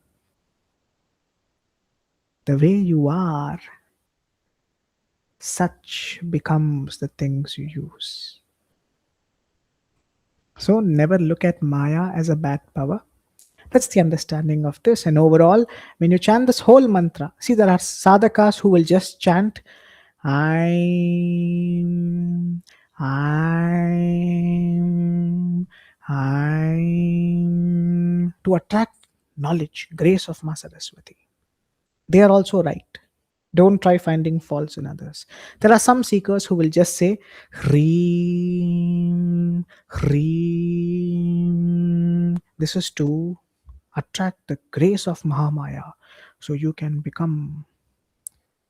attract all kinds of name, fame, power, which belongs to Prakriti, Maya. And there are some seekers who will just say Shreem, Shreem, to attract the grace of Ma Lakshmi, wealth, comfort, good health, for this. But for you, if a seeker is now no longer interested in these, like most of you, if you would have come to the stage, if you're a part of the sessions, you've gotten enough from the world, you've had enough. For you, you recite the whole mantra. Om, Aim, Hreem, Shreem, Shri Matre Namaha. Or a more shorter one is just saying Om Shri Matre Namaha, which is also equally powerful. Here we just drop the I'm, Hreem, Shreem and just say Om Shri Matre Namaha. Is it equally powerful? Dear sincere seeker, Satyavrata could not say I'm. He said I. Don't you think then by saying Om Shri Matre Namaha you'll complete your journey? If you just say Om, that's also enough. So the whole meaning is salutations to Shri Lalitā Parameshwari, the manifest form of Mahadevi, who embodies the Pranava. What is Pranava? See, the Om is called as Pranava. Can also be called as Omkara Mantra. Generally, people do not know what is Pranava. Pranava, so I'll not say the meaning here. Go to that Sanskritam basics. A whole session is about Om. You'll understand why it's called as a Pranava. And it represents Brahman, that ultimate.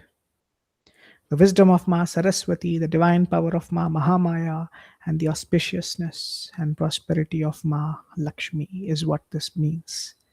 We bow down to all of them so that we can truly gain the right knowledge and grow in our spiritual journey.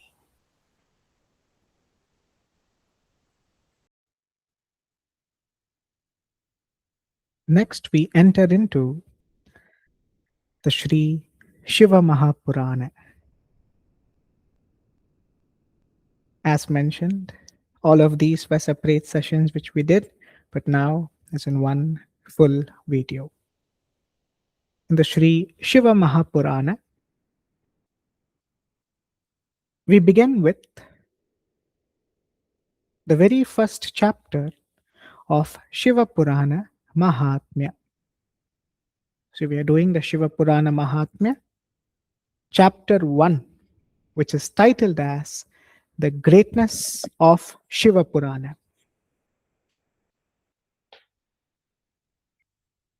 Shaunaka says, O Sutta. So here if you see in the Sri Shiva Mahapurana, the best way to learn this wisdom is to either close your eyes and listen to it with deep focus, or if you wish to look at the screen, look at the image of Sri Shiva or the image of the Shiva Linga. Your complete focus should be on that image while you listen. These are the two ways. The best way for you to study the Purana is, number one, keep your eyes closed and listen to each and every word as it is being taught. And the benefits will be conveyed in this chapter, why you should do this. Number two, look at the image of Sri Shiva, the form of him, or the Shiva Linga of him, and just listen to the session. The right knowledge will enter into you. So in the Sri Shiva Purana, we begin with the Shiva Purāṇa Mahatmya, chapter 1, which is titled as The Greatness of Shiva Purāṇa. In this, Shaunaka and other sages who are performing a great yagna in Naimisharanya, in fact, meet Sutta, who is said to be another great sage who is well versed in the knowledge of the scriptures, who knows the truth and will speak about the ultimate truth without confusing that wisdom.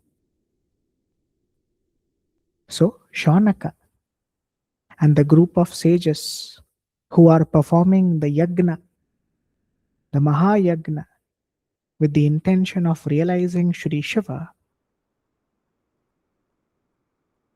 they are placing these questions to Sutta, who will be the narrator. So I repeat again, like how this relationship, imagine I'm sharing the Shiva Purana and you all are listening to it. So you can be seen as Shaunaka and other sages who are listening, and the person who's teaching this wisdom can be seen as Sutta. So like that, Sutta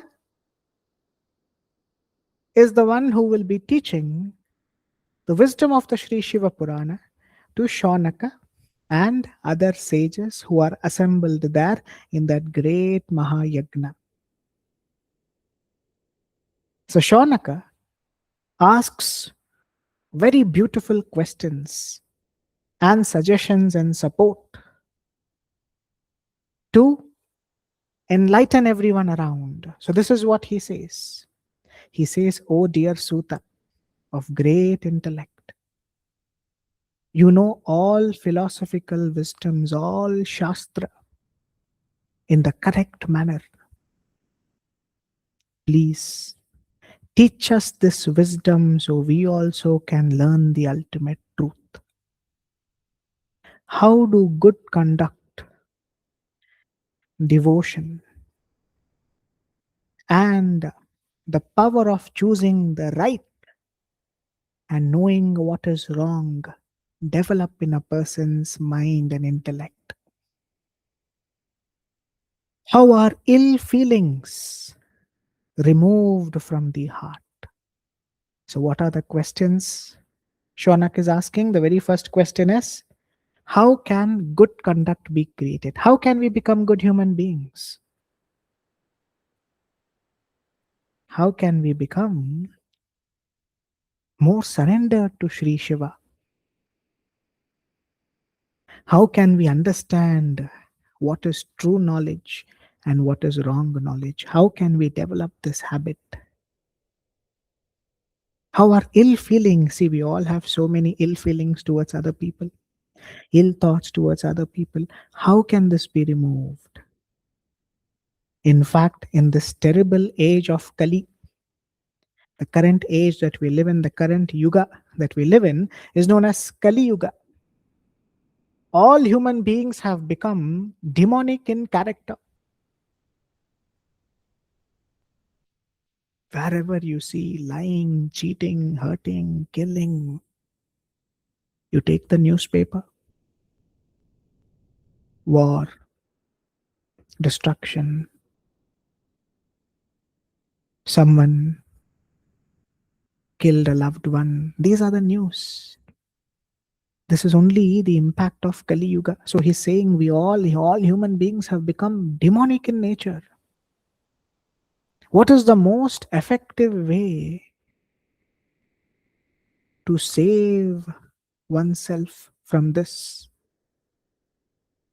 unrighteous situation that we all are facing? And please tell us the greatest means to achieve Shri Shiva. What practices should be done? What performance should be done that can purify the jiva? That is, how can we purify ourselves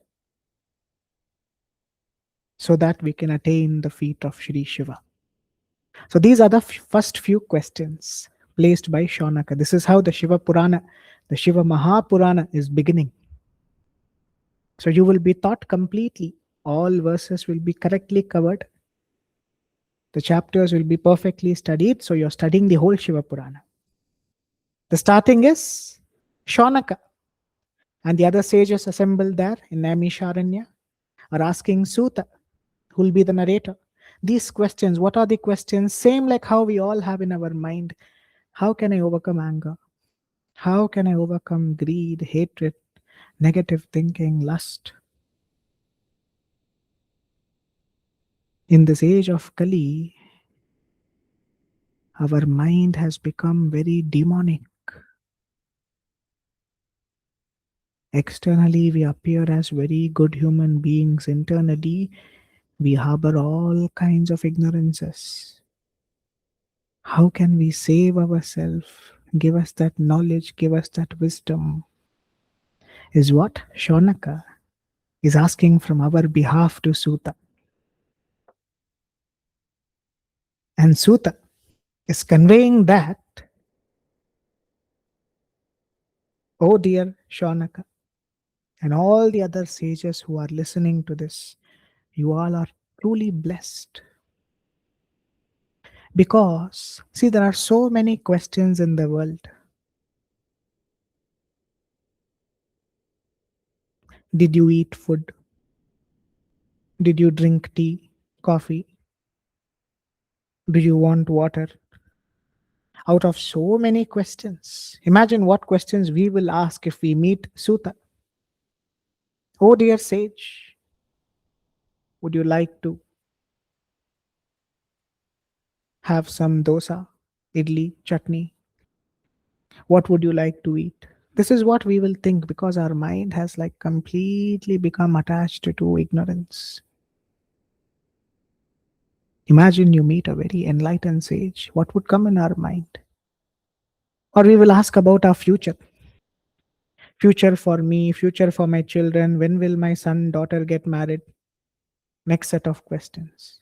My spouse has lost his or her employment. What will happen next? We are planning to start a business. Is it a good time to start business? These are the questions which comes in a normal person's mind. It's of no use for anyone.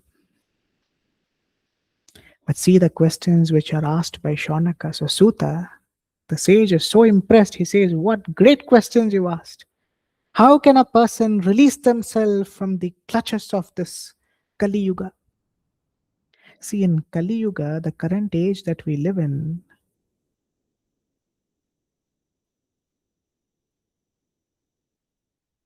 whatever we do becomes excess. It will be increased in tenfolds. For example, if you become angry, your anger will increase tenfolds. If you become greedy, your greed will increase tenfolds.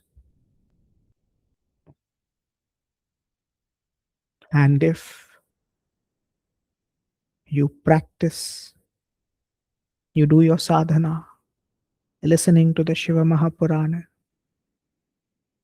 listening to the Gita, and all this wisdom, if you if you meditate and chant mantra, this will increase tenfold. That is why this is also the best stage, and this is also not the best stage to live. Both. Kali Yuga is one of the best times to be a human being, and also the worst time to be the human being. Why? Best if you use the right opportunity. If you invest your time and energy in your spiritual practices, you will get tenfold benefits in very short time. The realization of the truth can happen fastest in this current age that we live in, Kali Yuga. But unfortunately, when we walk on the path of adharma, when you're someone who gets angry, someone who gets abusive, someone who's thinking ill about others, this will increase tenfold to destroy you. That is why stay away from those emotions. Even lust. When you think lusty about another person, 10 times it will increase. That's why people go out of control. So stay away from ignorant emotions and ignorant thoughts. That is why Shaunaka is worried, asking, like, how? How can we save ourselves? He's asking Sutta, and Sutta is encouraging and saying, what a great question. Blessed you are. You're asking something so important. Hence, I will convey to you this truth that will release you from all kinds of clutches of Kali Yuga. So you can realize Sri Shiva. It has been mentioned that the Shiva Mahapurana was in fact very first spoken or narrated by Sri Shiva himself. So when we speak about the Shiva Purana's original author, Sri Shiva, it comes directly from him.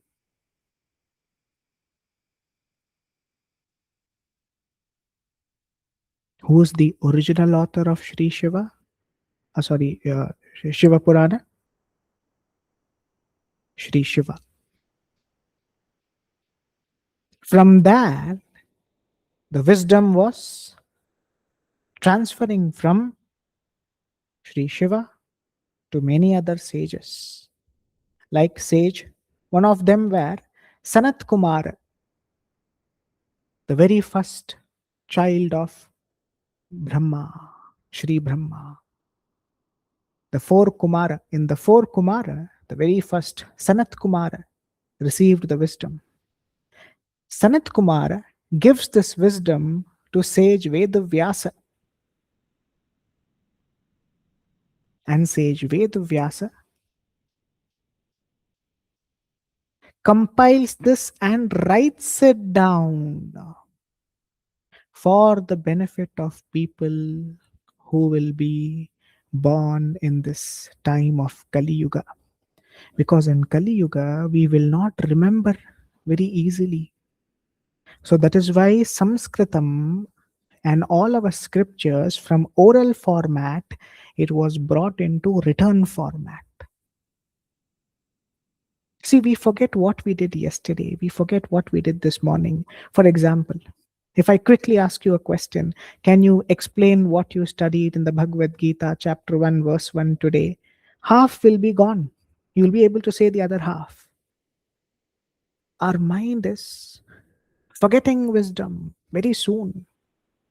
So, with such a dull mind, it is impossible to remember and recollect this.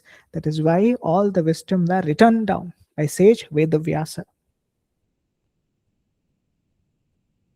And Sutta says that in this age of Kali Yuga, the greatest sadhana,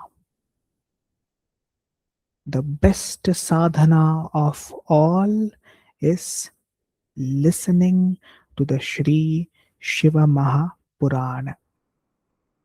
I repeat again. What is the first answer given for all those questions asked? Sutta says that the best way to purify yourself, to save yourself from the clutches of this Kali Yuga, it is to listen to the Sri Śiva Purāṇa. Listening with deep focus, attention, concentration. It will save you. It will purify your mind. It will help you to uplift yourself in your spiritual journey. In fact, Sutta conveys that this Śiva Purāṇa is in fact the very form of Sri Shiva. And you who listen to this with a surrendered heart, you will become one with him. The Śiva Purāṇa is a form of Sri Shiva. And if you, dear sincere seeker, if you listen to this with deep attention and deep faith, you will in fact become one with Sri Shiva. Listening to this is so useful. Sutta further conveys that listening to this is so useful, so powerful, that all the sins of your past which you had committed, knowingly or unknowingly, will also be removed by the grace of Sri Shiva. Whatever you had done out of desire, anger, greed, we all are repenting, thinking, how can I save myself from this? What have I put myself into?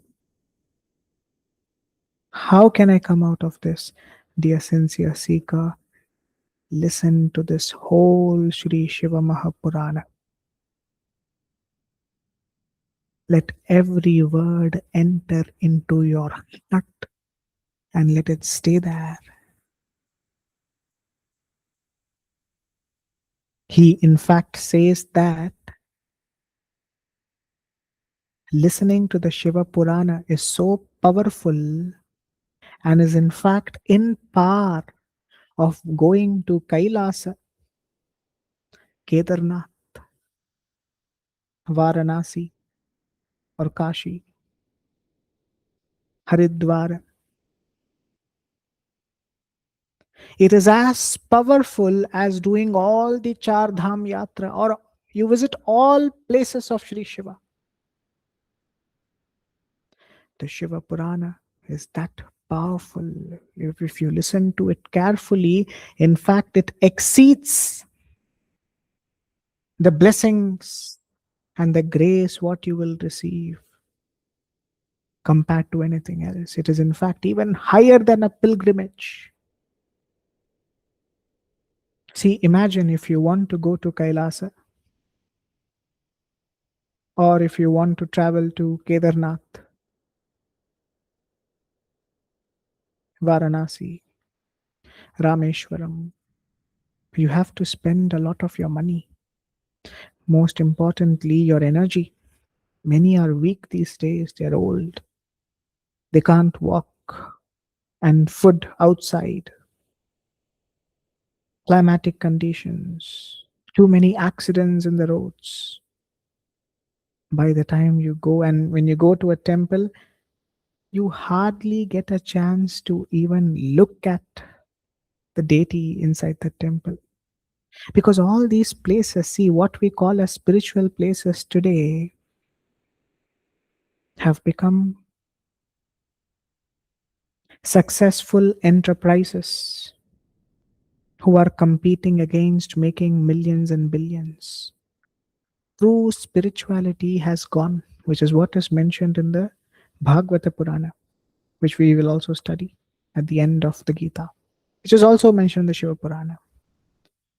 True seekers have the true place of spirituality. You go to all these places, Varanasi, Kedarnath, Kailasa.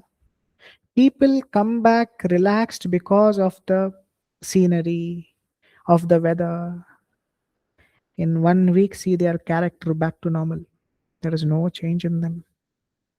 You go to any spiritual place, maximum 1 week they are in that state of happiness, feeling like now all my misery has gone.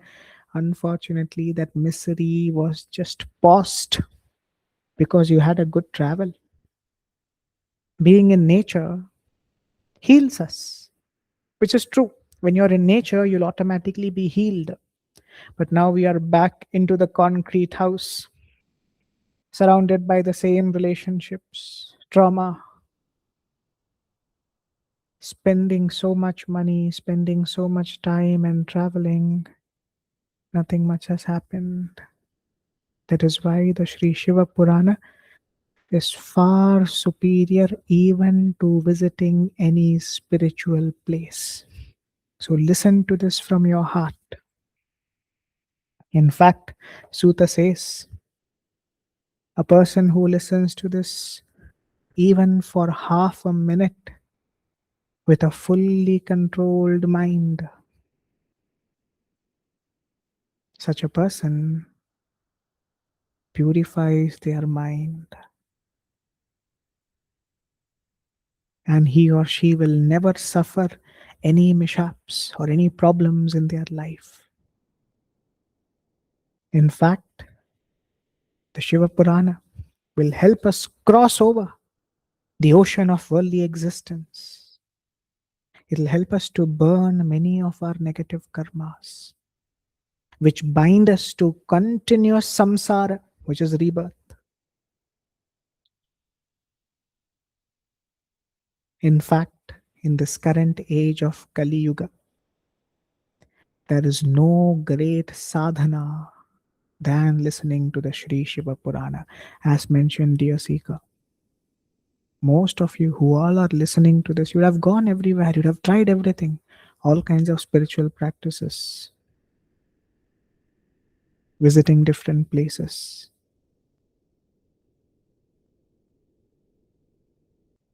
Come to this temple, come to this spiritual city. 1 week maximum, you will be happy because you've just traveled and come back. Wait. After 1 week, we will see what change it has really done. That is why listen to the Shiva Mahapurana with deep surrender, with a truthful heart, with an intention to now change.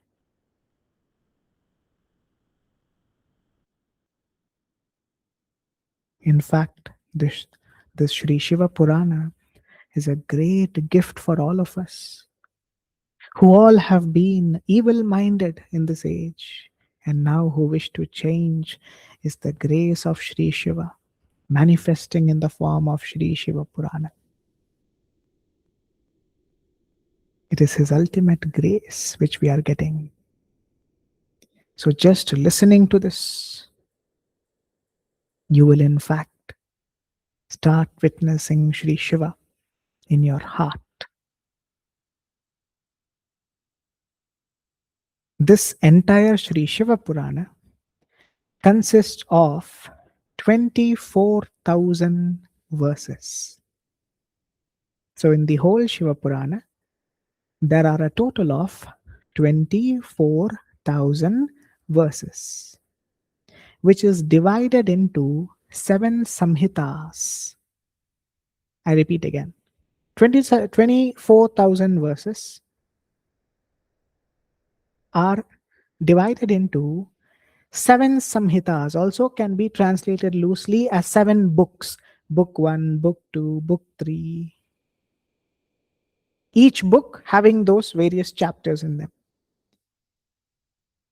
In this Sri Shiva Purana, you will greatly learn about meditation, about prayer, about yoga, how to live in this world, what to do, what not to do, the greatness of Sri Shiva, and so much the cosmic theory, how the creation in the unmanifest starts to come into the form of the manifest, how this manifest creation functions.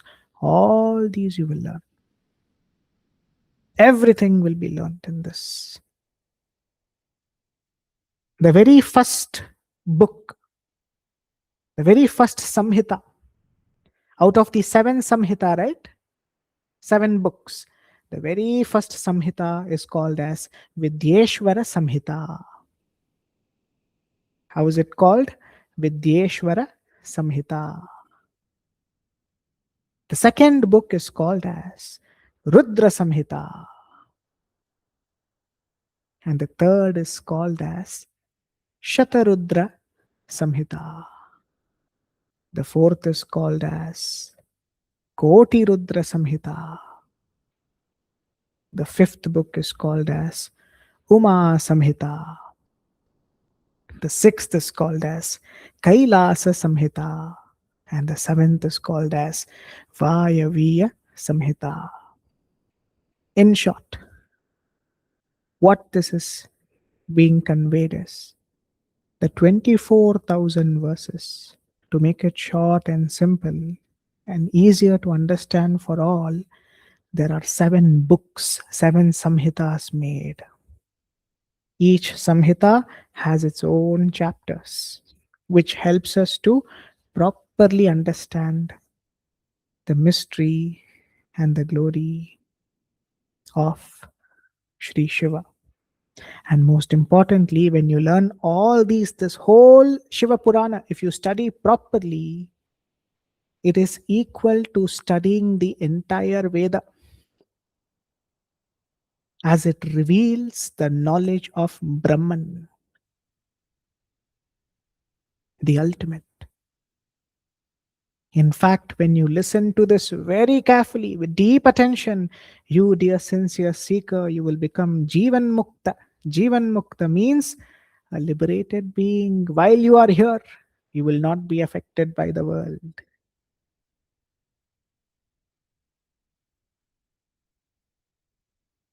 While you are here, you will never be affected by the world. In fact, in your very house, if you're listening to this, wherever you sit and when you listen to this, that very place becomes the abode of Sri Shiva. It becomes purified. The place becomes a holy center. In fact, the place where you sit and listen to the Sri Śiva Purāṇa becomes as sanctified and holy as the river Ganga, as the river Yamuna.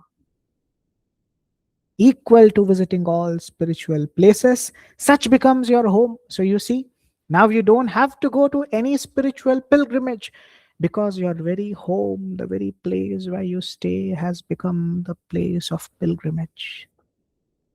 What more better than this, listening to the great Śiva Purāṇa? In fact, Sri Shiva is extremely pleased by a person who listens to the Śiva Purāṇa. He in fact grants them the abode of Shiva Loka for the ones who listen to the Śiva Purāṇa from their heart.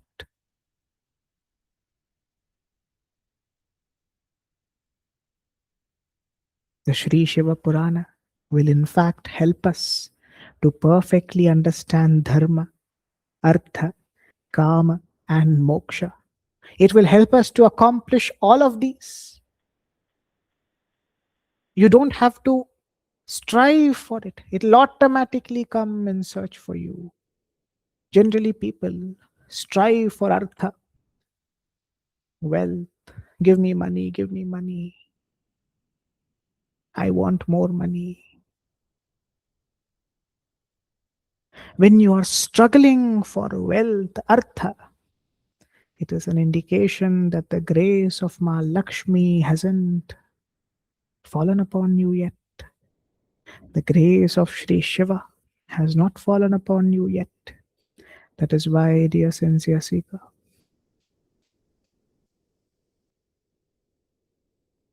meditate on Sri Shiva. Listen to the Sri Shiva Purāṇa from your heart. You will attract such grace in your life that you will never have to strive for artha. Is the last thing what a sensible person will be striving for: money. Because a blessed seeker is given abundance of money, wealth, power, name, fame. This is equal to studying the Veda, the Itihasa, and all other sacred texts. Dear sincere seeker, remember, the Śiva Purāṇa is the greatest resort for those who look for liberation. It is the greatest resort for those who wish to realize Sri Shiva. In fact, all kinds of distress, physical, external, internal, they all will be removed if you listen to this with deep attention. So, chapter 1, the greatness of the Sri Shiva Purāṇa conveys to us that listen, Shravana, with your eyes closed, or if you feel sleepy, look at the image of Sri Shiva, or look at the image of the Sri Shivalinga and listen. You will attract such levels of grace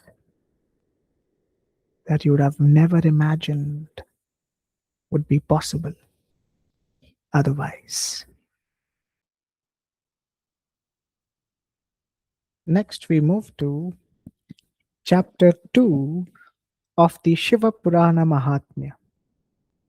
Chapter 2 is titled as The Liberation of Devaraja, which is a very beautiful chapter that makes us understand that irrespective of how you were in the past, the grace of Sri Shiva is so powerful that it will save you. It will liberate you. So now we enter into chapter 2, which is the liberation of Devaraja. And before we begin, I just remembered in the previous chapter, chapter 1, whenever I speak about the pilgrimages, such as, let's say, Varanasi, Rameshwaram, Kedarnath, and I had mentioned Kailasa, which is Mount Kailash. In Sanskritam, we call it as Kailasa. So it is Mount Kailash, which I had meant. And at the end, if you remember, we had spoken about Shivaloka. When I say Shivaloka, most of you will know. But sometimes Shivaloka is also called as Kailasa. Now that is the abode of Sri Shiva. Don't confuse it with the physical location of Mount Kailash. I repeat again, Mount Kailash, whenever I speak about it, I usually speak about it when it comes with the pilgrimages, like Varanasi, Vrindavan, Mathura, or Rameshwaram, Tiruvannamalai, and then Kailasa. This is addressing the physical location of Mount Kailash. Sometimes when we are learning that a person, having completed their journey, or by the grace of Sri Shiva, attains Kailasa, this means not the physical location of Mount Kailash. It is the abode of Sri Shiva, which is also known as Shivaloka. So these are few things which you should pay attention to so that you don't misunderstand this beautiful divine scripture. So entering into chapter 2, the liberation of Devaraja. Here, Shaunaka is thanking Sutta, saying, "Oh dear Sutta,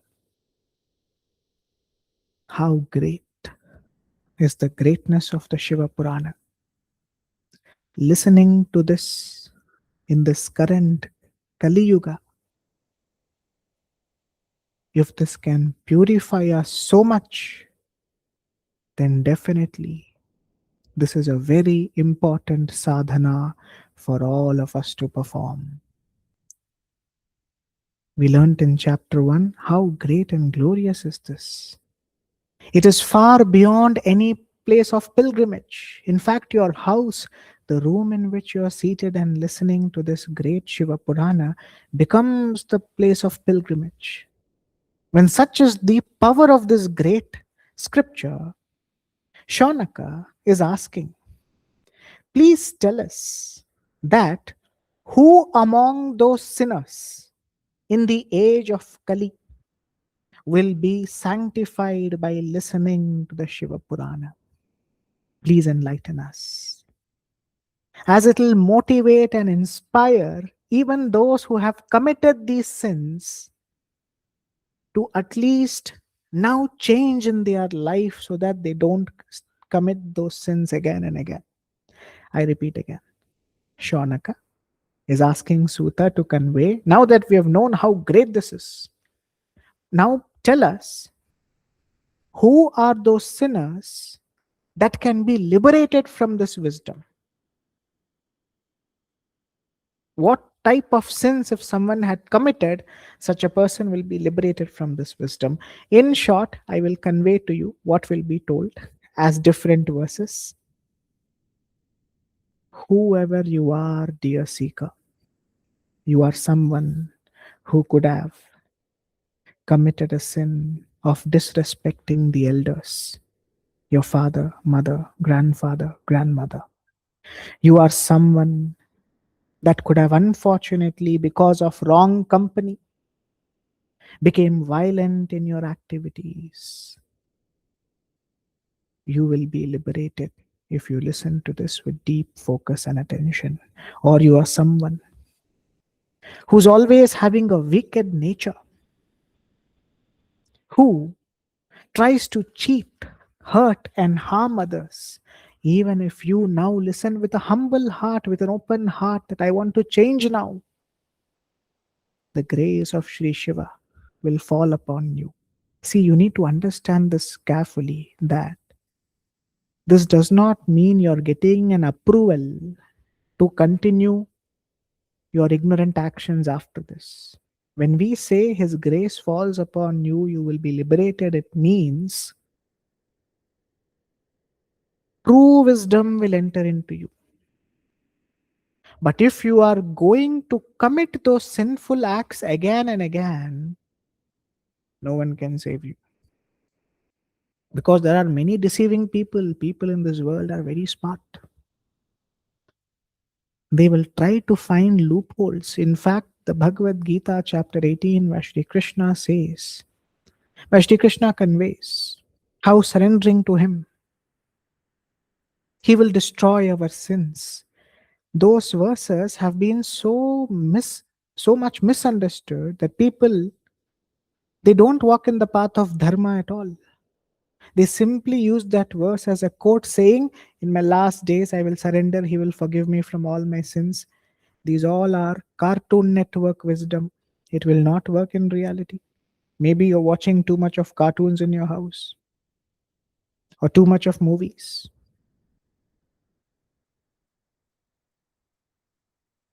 You cannot justify committing sin saying, if I listen to the Sri Shiva Purana and then I will commit a sin, my sin will be removed by listening to this. It means, as mentioned, our friend Maya, Prakriti, it will teach you a lesson the way your ahankar will learn.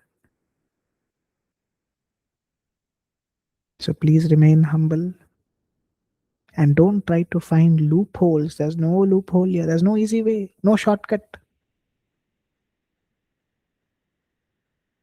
There is no shortcut in this. There is only the honest route, walking in the path of righteousness.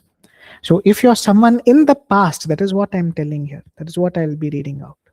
In the past, if you have done this, if you have lied, you have cheated, let us say someone who's disrespected your parents, who has stolen someone's property, who has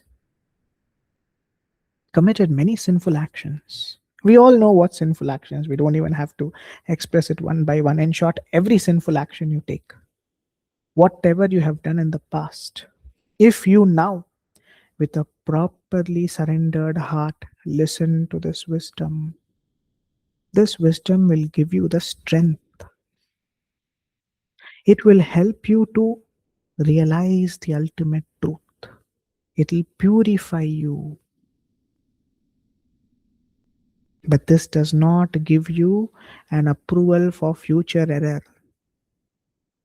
Because already what we have done, I will not say it now, but at the end, remember I told you we'll be focusing on laws of Prakriti. That is, to apply karma and dharma in practical way, how you'll face those reactions. In short, you will have to face your karmic reactions. It is just that by the grace of Sri Shiva, this will not affect you anymore. So whoever you are, dear sincere seeker, don't give up hope. You will realize him. From today you change. In fact, a beautiful story is conveyed here, which is of a person known as Devaraja. So Devaraja lived in the city of the Kirata. He was in fact a very poor person, not very wealthy. And he also lacked divine wisdom. He did not have any divine wisdom. He came from a good family, but unfortunately, all of his actions would be to deceive others. He would, in fact, even kill certain peoples by using deceitful means to rob them. Devaraja would do whatever he could to rob money, to get money, do this or that. Somehow he wanted money. He started then to accumulate wealth through all foul means. None of his wealth was used for any virtuous act. Once he went to the closest lake to take his bath, that is, bathing. Over there, he saw a beautiful woman named as Shobhavati. Just looking at her, he was agitated, thinking, wow, how beautiful is Shobhavati. He was delighted just looking at her. And now this person has become wealthy by cheating, lying, taking all other people's wealth. And this person, Shobhavati, is also not a person of good character. She is someone who will go behind a person who has money. That is how Shobhavati was. When she gets to know that this person, Devaraja, has fallen in love with her, now she, sadly, was also not wealthy. She wanted a secure person to live with. So she also accepts Devaraja as her lover. And they both plan to get married. But remember, Devaraja was already married. He had his father, mother, and he also had a wife. See, this is only what is called as lust. Remember, in this current age of Kali Yuga, whatever emotions enter into you, it increases tenfold. So you should be very careful. This is what is called as self-discipline. You should maintain discipline. When such emotions enter into you, you should calm down the mind. Om Shivaya Namaha. Meditate on his mantra. The emotions which entered into Devaraja is an emotion which we all could experience. It's not that he is the only person and we all are saints. It's a normal human emotion to be attracted to the other person. But we should realize with proper knowledge that there is dharma. I should not do what is adharma. A married person who already has a spouse who's trusting this person and living with this person should not deceive and look for someone else. It goes against dharma. Now it becomes adharma.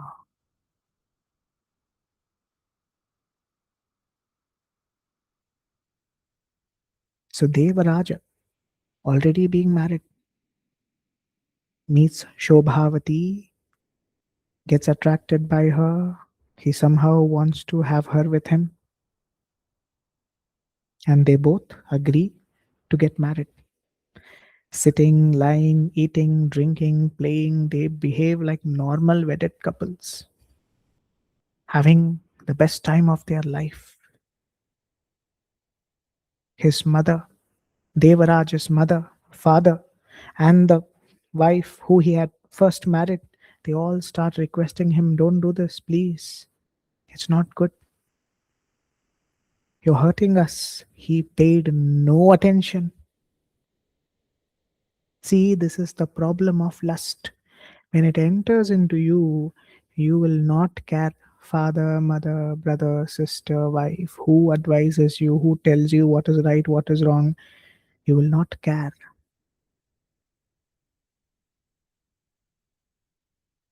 That is why to stay away from lust, meditate on Sri Shiva. Start generating or completely drop your desires. That's the best thing. But if you can't, start generating lesser desires. Not too much. Replace it with desires of Sri Shiva. See now how many people he's hurting. For his enjoyment, he's hurting his father, his mother, his first wife, and their in-laws, the families. Imagine our karma has such a big impact. It causes pain to so many people. And what does he do? Devaraja, in fact, becomes so enraged by his family advising him often that he ends up killing his father, his mother, and his wife, the first wife. The legally wedded wife was killed by him. While they were sleeping, he takes all the wealth and absconds with this Shobhavati. See, when lust, desire, these all enter into our mind, there is no attention to whose father, whose mother.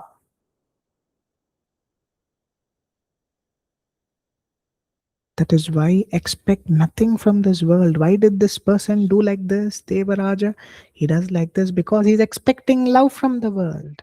He's expecting wealth from the world, which made him cross the lines of dharma. So the root cause of our suffering is not just desire, it is expectations which gives rise to desire. Don't expect anything. What is meant to come to you, it will automatically come to you. What is not meant to come to you, it will not come to you. And it is not good for you, that's why it's not coming to you. But here, Devaraja, he's killed his own father, mother, his legally wedded wife. He absconds with Shobhavati. with all the looted money. And he eats all kinds of ignorant food.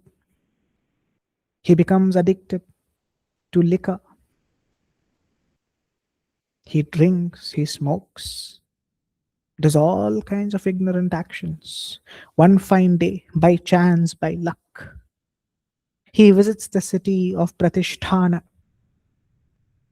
Over there, he saw that in a beautiful temple of Sri Shiva, many saints had gathered to learn, recite, and to listen to the Sri Shiva Purāṇa. See how fate is planning. He's very close to that temple. Now, during his stay at this place of Pratisthana, he was afflicted by a very acute fever. He got some kind of a fever, a disease, and which prevented him from going outside or moving to different places. He goes there for just like a vacation. But unfortunately, he falls ill, and his stay is next to a temple of Sri Shiva. Now, usually in a temple, we all have a speaker. When there is a gathering of 50 or 100 people, we need a speaker to speak, so the voice can reach out to everyone. Now, since his room was closer to the temple, he had listened to the Sri Shiva Purāṇa, not consciously, unconsciously, or subconsciously. That is, his attention was not on the Sri Shiva Purāṇa, but the sound of the Sri Shiva Purāṇa was so loud that the noise entered into his ears, which itself became a grace for him. That is, unfortunately, because of this fever, he died at the end of the month. Within a month, he dies. After he goes back to his home, he dies in a month. And Yamraj, all his attendants, they now catch Devaraja and take him to their abode, so they can punish him for all the sins he has committed. Now, in that abode of Yamraja, the attendants of Sri Shiva, they come to the abode of Yamraja saying, hey, in fact, Devaraja is meant to come with us.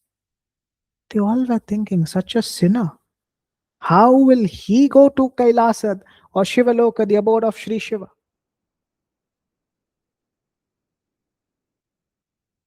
Such a sinner who has sinned throughout his life, how can he go there? Impossible. But they insisted and they took him there. And Yamraja was thinking, with his divine vision, he gets to know that this person, Devaraja, had in fact listened to the Shiva Purāṇa unconsciously, and see the grace. He smiles and he does not stop his attendance. He says, let him go. See, that's how graceful this is. And then what happens? He receives a body that is replica, similar to Rudra, Sri Shiva himself. And he is duly honored in the realm of Kailasa. He attains the blessing, mercy of Ma Parvati and Sri Shiva. Even a slight hearing of the Sri Shiva Purāṇa can give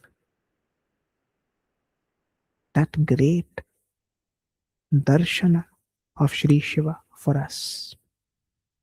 So like this, the worst of the worst sinners in this world will in fact attain his divine grace. But this doesn't end here. This does not mean he did not suffer. There is more to this. That is, he lives there for some time and then he has to take a rebirth to burn those karmic reactions. and only then justice will be served. So, what we learn from this chapter is an encouragement for all to listen to the Śiva Purāṇa. This does not mean that a sinner who had destroyed his mother, father, wife goes to Shiva Loka and is liberated. He was not liberated. He attains the grace of Sri Shiva to even see him because of the power of the Sri Shiva Purāṇa.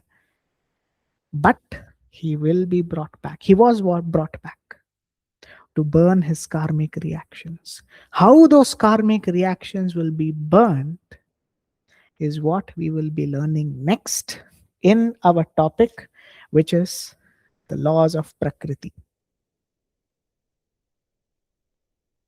So this is chapter 2. Chapter 2 is completed. Now comes talks on Dharma, the laws of Prakriti. A question would have arisen based on this chapter, what we just studied. See, this chapter 2, the liberation of Devaraja, is a chapter which teaches us that even the most fallen person in this world is qualified to attract the grace of Sri Shiva. No one is deprived from it. But this chapter does not fully convey what happened after that. It showcases, so when you're new to this, you will read it and you'll understand, okay, whatever sin I've committed, I'm safe. I go to the abode of Sri Shiva. He was definitely there, but not permanently. He has to come back. And what happens when he comes back? Something like that is what we will learn now under this topic known as the laws of Prakriti, which is, we will take an everyday example, an everyday topic from news. See here, there is one news. So I'm doing this laws of Prakriti as the final in all the videos to make us understand this divine wisdom in very short and simple words, and how dharma is very important. Dharma has to be followed.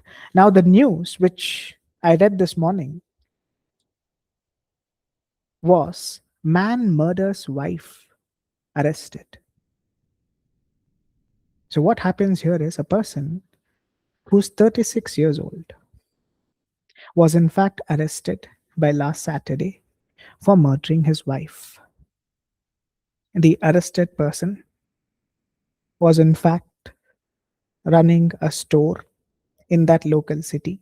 So I will not say too many details of his name. I'll keep all of that hidden. The place, so that we're just looking at this case. How will this case be in the lens of Dharma? He had in fact killed his own wife, who was just 24 years old. In fact, in 2022, they both got married. And they have 3 daughters. Following some kind of a dispute within, they both separated. 4 months ago, they got separated. And this girl, whom he had married to, she had moved to her mother's place so that she can live with her family. On Saturday morning, that guy, her husband, he comes to this girl's mother's house because he knows that she's there. There was an argument which broke out. The guy wanted the girl back along with the 3 daughters. But now, there was an argument which broke out between the two. And this person became very angry. He took a knife and he killed her. He stabbed her not once, but multiple times with a knife. The mother, the person who died, her sister, the neighbors all rushed the girl to the hospital to save her. Unfortunately, she was declared dead on arrival at the hospital.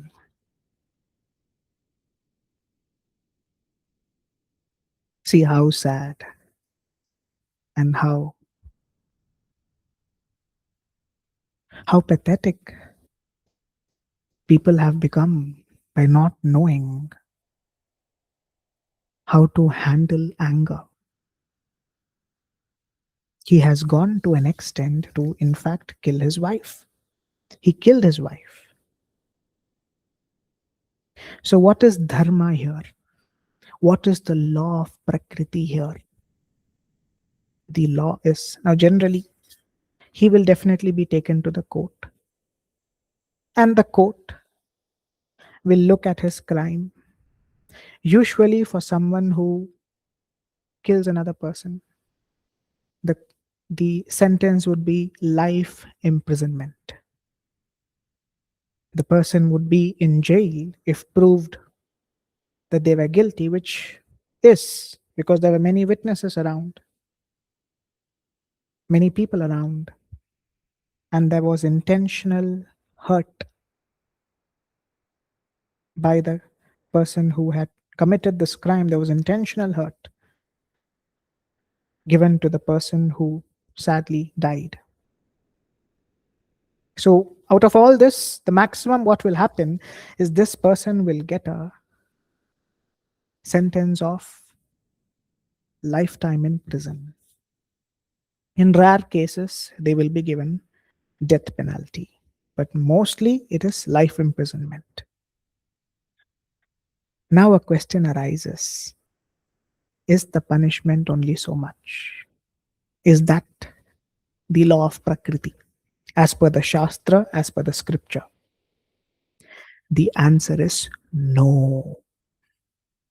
That is why when you learn the laws of Prakriti, you will save yourself from never in the wildest dream to even have such an imagination of doing something like this. In the Mahabharata, Anushasana Parva, where Yudhishthira is speaking to sage Brihaspati. Brihaspati, if you remember at the beginning in the Gita, we spoke about this. How when you walk in the path of Dharma, you will be blessed abundantly. Yudhishthira also asks, what about those who walk in the path of Adharma? So there, Brihaspati says that when a person kills another person,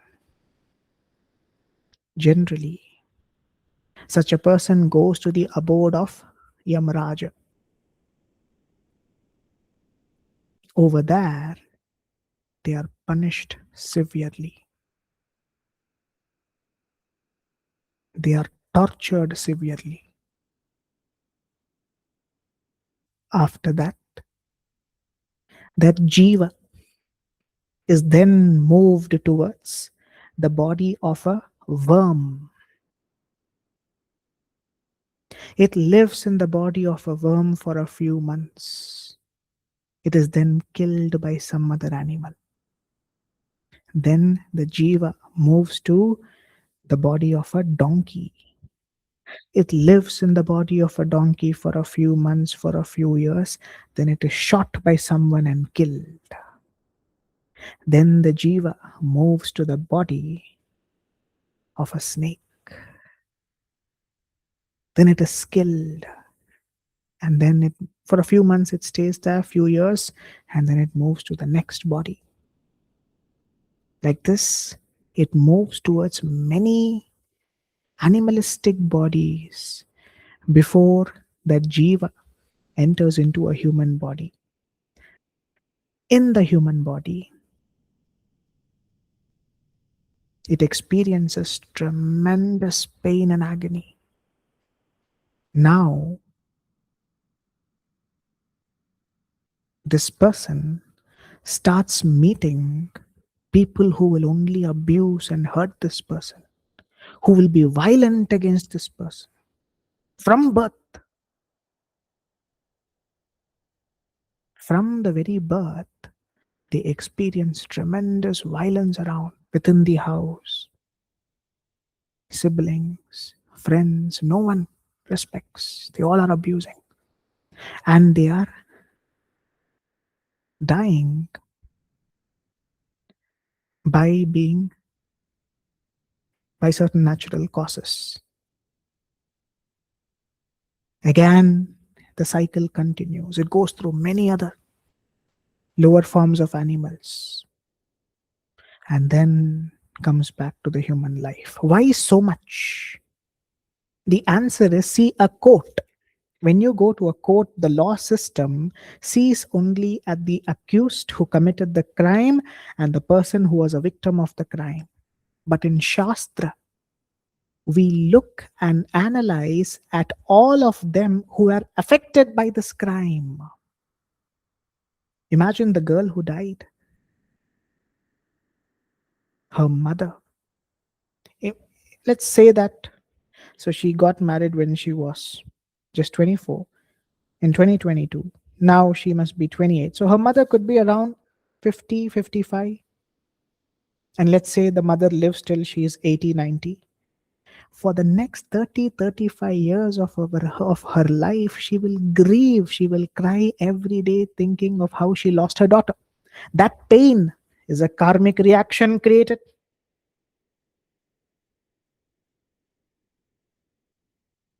The sister who lost her beloved sister might be 28, 29, 30. Let's say she lives till she's 80. The next 30 to 40 years, the grief what she would have is again a karmic reaction what this person has to take up. The father. So the father is not mentioned here. Maybe he's gone to work or somewhere, we don't know. If he gets to know what has happened, his reaction, his karma which he'll be burning, that is the pain what he's going through will be, now this person who killed, gets into his share. He will have to burn it. He'll have to experience it. The daughter, the children who were just 2, 3 years old or 4 years old, the whole life they live with this regret that how their father had destroyed their mother.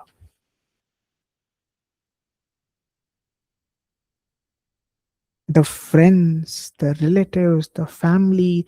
That is why, dear sincere seeker, the punishment given in a court is nothing, zero, compared to the punishment which the laws of Prakriti gives us because of our ignorance.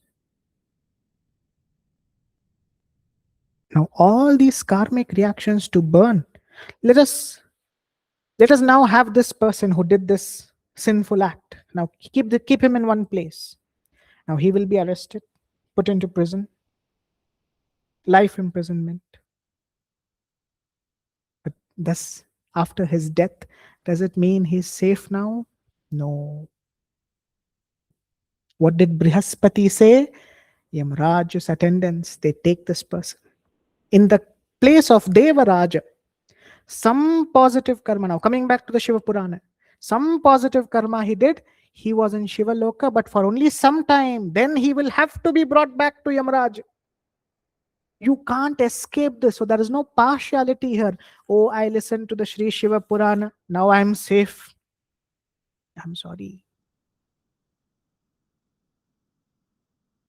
Until you don't burn the karmic reactions of what you did, you can't escape. Even Sri Shiva won't stop it. If he stops it, then he itself is doing a dharma. What happened was that in the story of Devaraja, he was given an opportunity to change.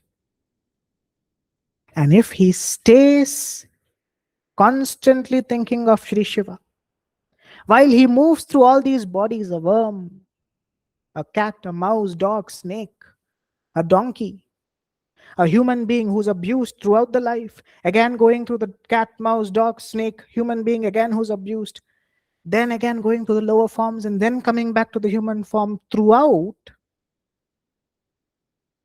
he can have the thought of Sri Shiva in his mind while he's experiencing those pain. This is like the Bhagavata Purāṇa, if you remember, in which Bharat, after dropping the human body, he had gone into the body of a deer. So even animals, on certain occasions, based on their karma, have the power to think of the Creator. On rare cases, exceptional cases, not every animal you see. Like the Bharat story, rare, very rare, 1 in a million, 1 in a billion. So this does not mean that Śiva Purāṇa is justifying that just by listening to this, you're safe. It is encouraging even the sinners to listen. So at least you'll attract some grace to learn to face the obstacles which are yet to come. Otherwise, while facing those obstacles, you'll commit more sins. You'll save yourself more. So now coming back to this judgment, this person who's done this, life imprisonment has been given to the person who destroyed his wife. But does it end here? No. As mentioned, he moves into many different bodies. He suffers, struggles. It is not to hurt this person. It is to make that ego get destroyed. It is his ego which had made him do this. Ahankar, a desire. Until it is not removed, Prakriti will not leave this person. This is Dharma. It also applies to Sri Shiva, not just for this person or Devaraja. So in short, what we learnt in the Sri Śiva Purāṇa, chapter 2, should never be misunderstood thinking anyone will get liberated. Liberated here means liberation from thoughts of the world, but not moksha. These are two different terminologies. Moksha is full liberation. Generally, liberation can also mean freedom from thoughts of the world. That's the grace, so at least now you will change. So this case, this is we are trying to understand. I'm not saying what I'm saying is 100% right. I can definitely make error here in this judgment. But this is the closest to what we can get to understanding karma. So this life imprisonment is not the end. There's a lot more for that person to come, which explains how the animals and all other forms of species are existing. Let's look at another case. A case is like another news. How will this apply as per laws of Prakriti for these people? 3 individuals have been arrested who sell and distribute ganja, drugs. And they have been given imprisonment for 10 years for distributing drugs, ganja. Now, what do you think is the punishment for them through the laws of Prakriti as per Dharma? See here, when a person commits a crime like this, what is this ganja about? Drugs. What does it do? It makes a person lose their consciousness. People who are 16 years old, 18 years old, they get addicted to this, they lose their whole life. So like this, who all did he sell it to? How many people did he sell it to? Who all got affected, right? They are karma. The families who are affected by their children's behavior, the father, mother, sister, brother, they are karma.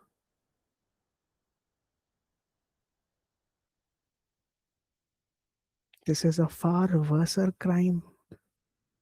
Dangerous crime. These three, it'll take a huge, not even in this kalpa. After 10 kalpa, they will get a human body.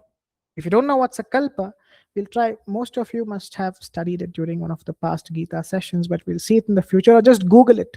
We got technology, use it now, because it requires a lot of depth in letting you know what is a kalpa, what is a manvantra. Just put what is a kalpa, which means thousands and thousands of years for them to take a human body. That is why don't do action as per adharma. See, as mentioned, what is the crime here? 10 years of imprisonment.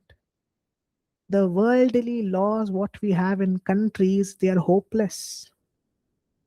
They will really not justify the level of negativity or pain what this person will go through. If this person had known that this is what will be my punishment, he would never even in his wildest dream think of doing this. So that is why, more than the law of a country, when you learn the law of Prakriti, you will save yourself from such a dharma. You will not even think of doing it. If after 10 kalpa, I have to become a human being, and even after becoming a human being, I'll be the same. What is the point of this? I will never do anything wrong like this.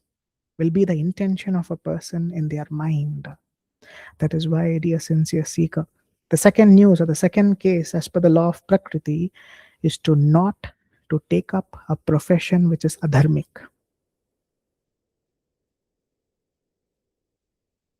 It is not worth it. The people to whom they sold these drugs, the suffering of their life, the people, the families who are affected because of these drugs, their pain, the death which happens because of drugs, all these karmic reactions will now fall upon these three people who will be released in 10 years from now. And they don't even know about it. Until the next 10 kalpa, body of a cat, mouse, dog, snake, deer suffer. They don't know the impact of what is going to come in future. Some of them will also get a bail and they'll come out sooner. So, dear sincere seeker,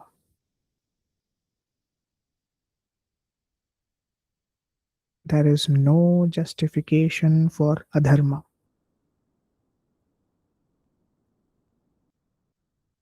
So what I'm telling you is, from today, bring a change in your life. So at least in future, for the karmic reactions, what we did in the past, when we come to it face to face, we will at least have the courage, the strength, and seeing Sri Shiva in it, we will not be affected by that pain. So always live as per dharma.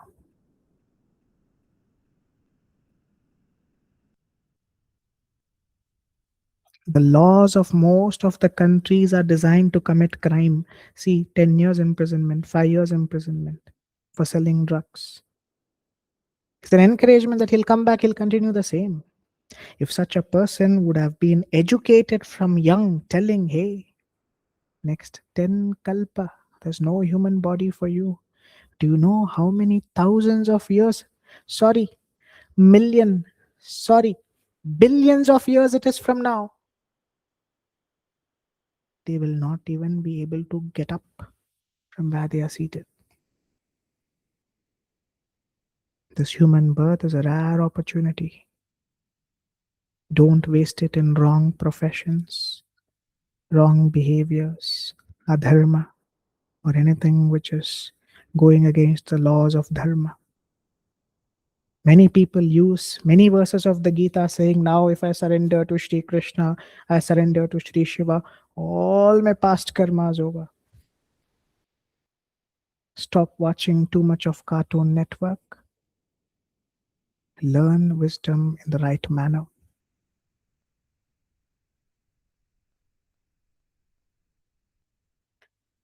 So here ends our session today. Joining our palms, thanking Shri Krishna for the wisdom he gave us today. Let this always be in our mind. Om Tat Sat. So before we end, we will just meditate for 10 times on the mantra Om Paramatmane Namaha. For these people whose case we just saw, whose news we just read, unfortunately, due to Kali Yuga's power and presence, and due to their own misconduct, they have fallen. We pray that they are uplifted and they don't commit such crimes again. And let this divine wisdom enter into them. We are not praying to save them from this punishment. We are rather praying for the whole world that people should start walking in the path of Dharma. That is what I'm saying. This is compassion, spiritual compassion, not material compassion, saying, hey, leave that person go because of Kali Yuga. No, this is also excuse. It won't work. We are also here in Kali Yuga. Are we doing this? So we are praying. So these individuals, the fallen souls, can also be saved. And we also should be saved from the clutches of Maya. Om Paramatmane Namaha. Om Paramatmane Namaha. Om Paramatmane Namaha. Om Paramatmane Namaha. Om Paramatmane Namaha. Om Paramatmane Namaha. Om Paramatmane Namaha. Om Paramatmane Namaha. Om Paramatmane Namaha. Om Paramatmane Namaha. Om Paramatmane Namaha.